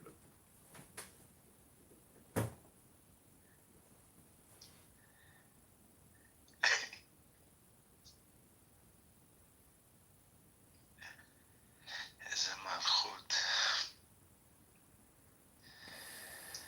איזה כתר, איזה חסד, איזה גבורה. איזה תפארת, איזה הוד, איזה נצח. ואחרי נצח? What's after נצח?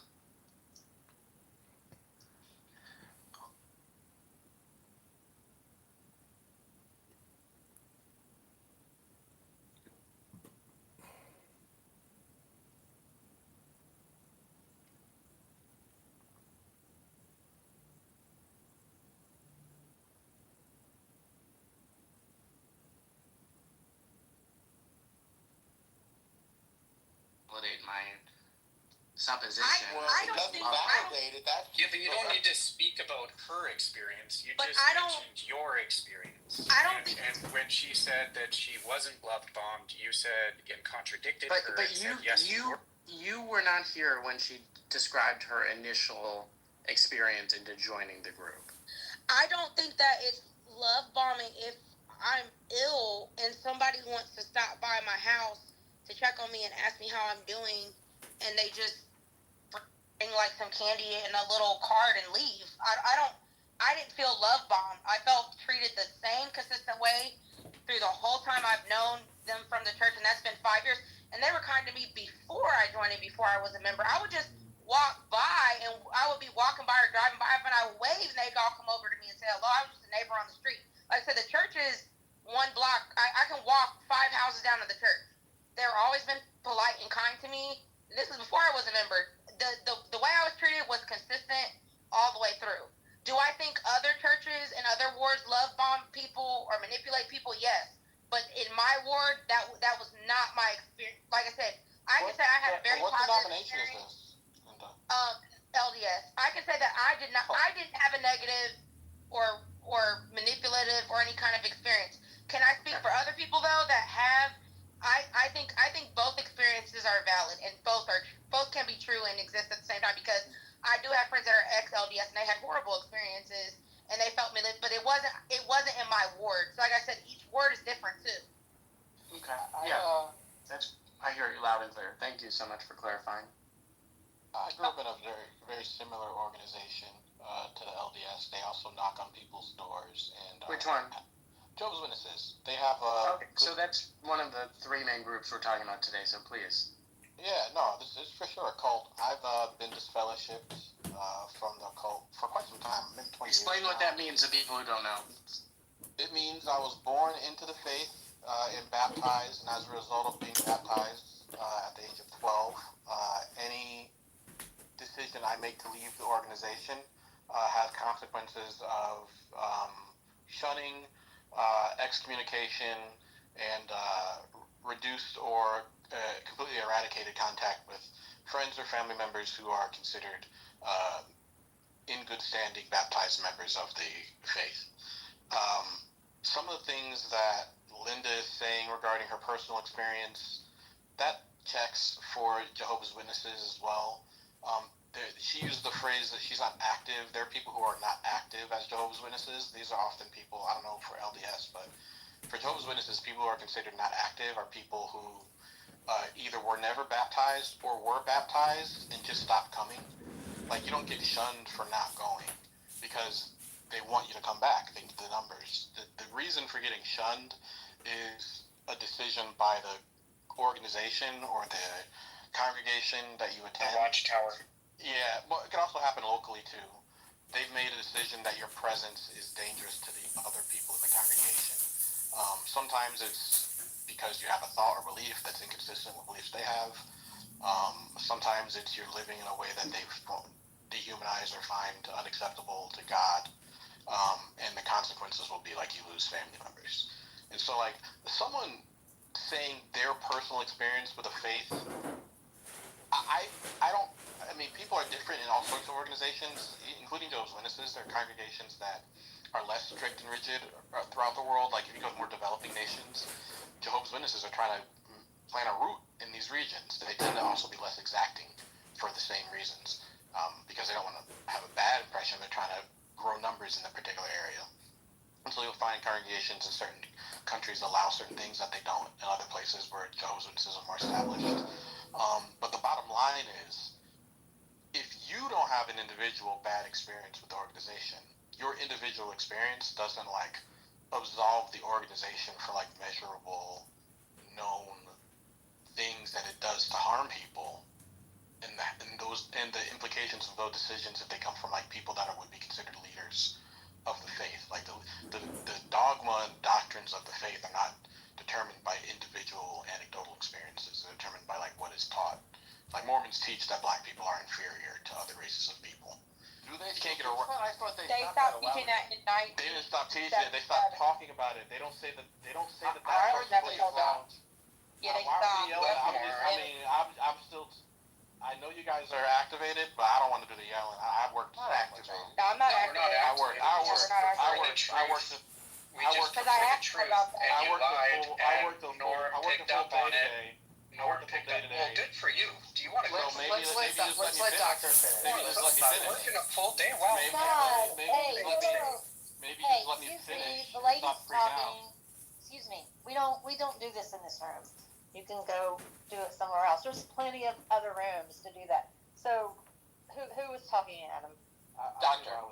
Doctor, please go ahead. Thank you, man. So yeah, like a lot of faiths like alter things that they once believed, including Jehovah's Witnesses. And so that is like Mormons aren't any different than any other faith who has like a really corrosive, evil portion of the faith, and then over time realize they're wrong and go, well, we don't believe that anymore.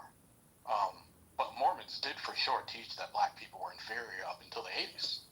And whether or not them now saying they don't believe that anymore makes the religion itself not racist is up to the interpreter, I guess. I'm not telling black people they can't be Mormon. But I think a measurement about whether they are racist or not goes back to whether the doctrines that they taught, the books they released, are books they now say are wrong. That is wrong. That is an incorrect interpretation of the faith. And if Mormons have said that, I'd love to see the statements. Well, it's just interesting how Norman's comment made you actually be honest about it. I was saying the same thing. You guys just freaked out because I don't know. I didn't freak out, Doctor, I said because the same thing I was saying. Norman just started yelling at me. I did call. Okay, so before I joined, I did call them out on that because I was aware that they were teaching that. But also, I was raised Southern Baptist, and Southern Baptist also taught the same thing. So there's other Christian denominations that taught the same exact thing. They thought that black people were slaves. They should stay slaves. Yeah. I mean, Southern Baptist. So can I finish?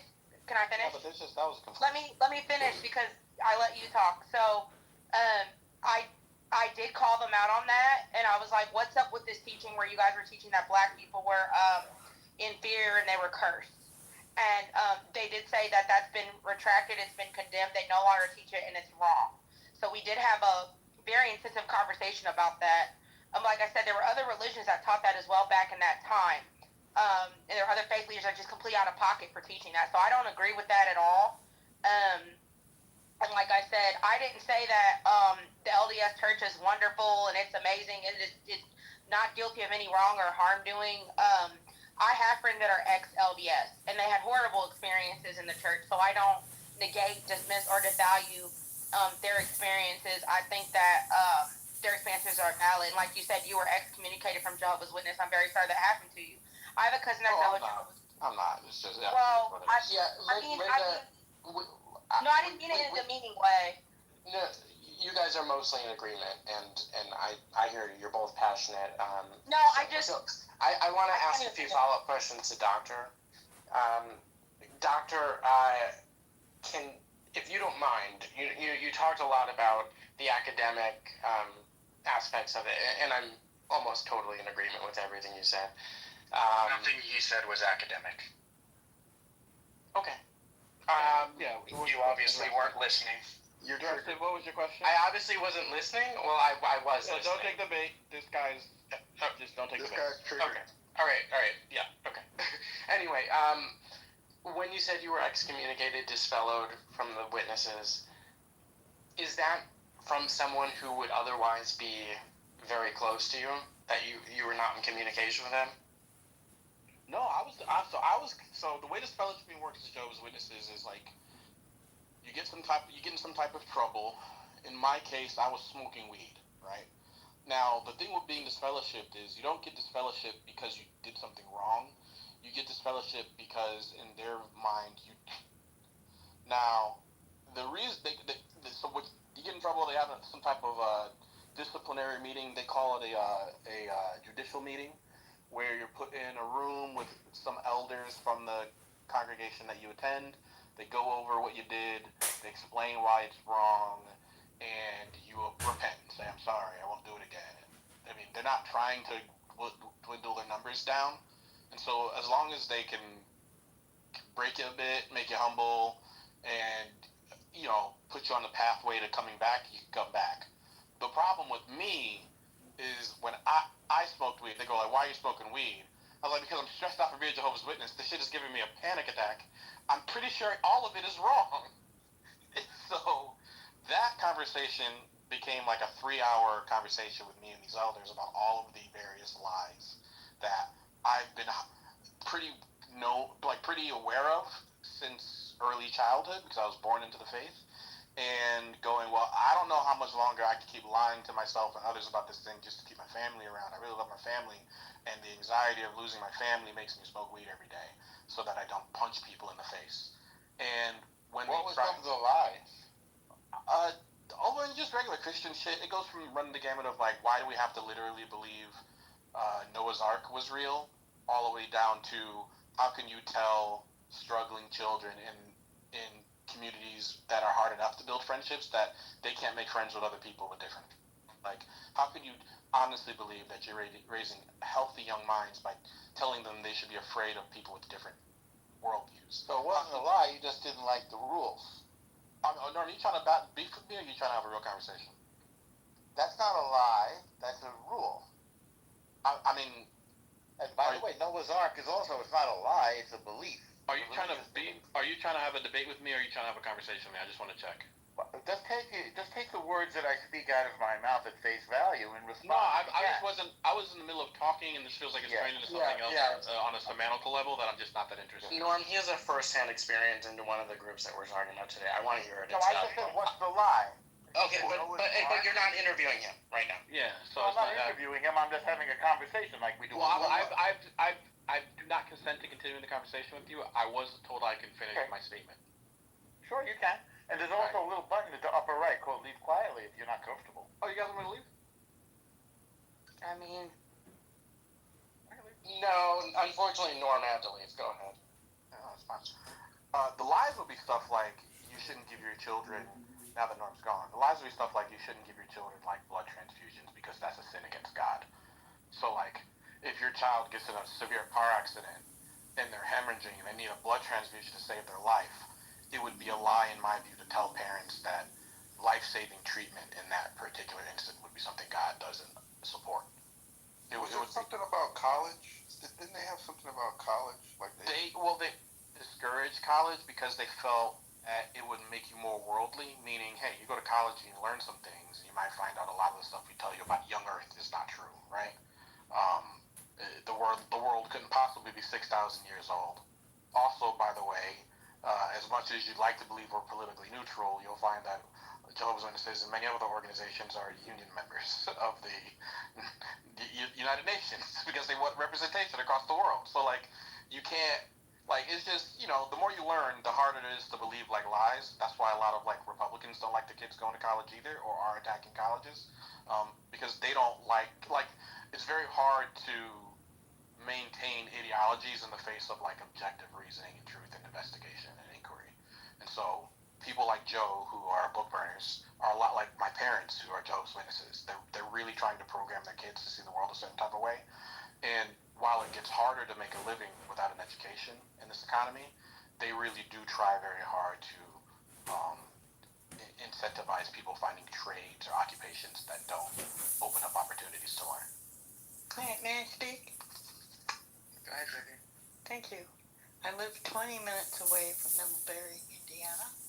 They are the most natural, beautiful people I've ever met. And yeah, I've gotten inside their communities. They're very welcoming. Their food is awesome.